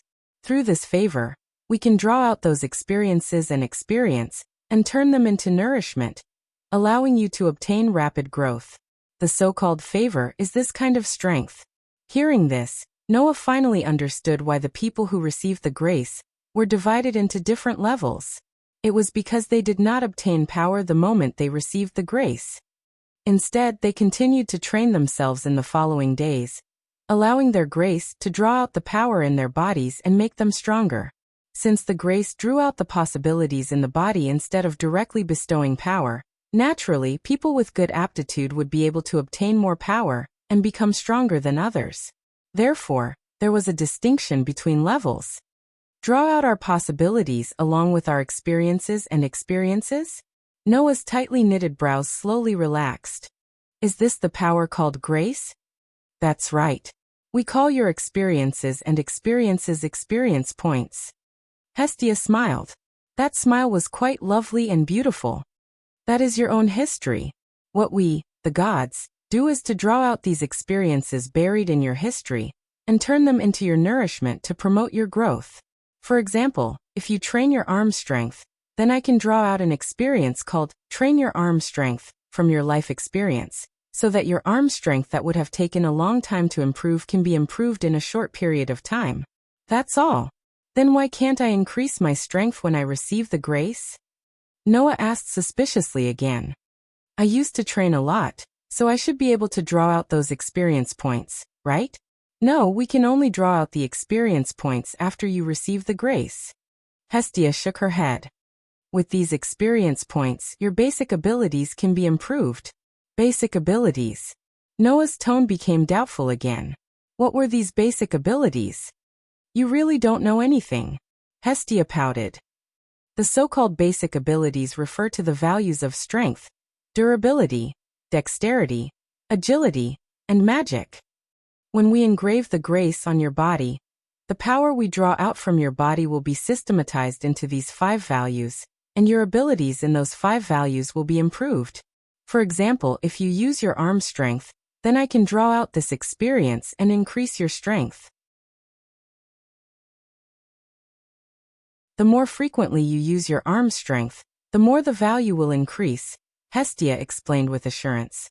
The value of each basic ability is further subdivided into S, A, B, C, D, E, F, G, H, and I. From high to low, it represents the level of the ability. The higher the level, the more your ability will be strengthened. That's it. Of course, the most important thing is still the level, Hestia emphasized. The level of the basic ability is one thing, and the level is another.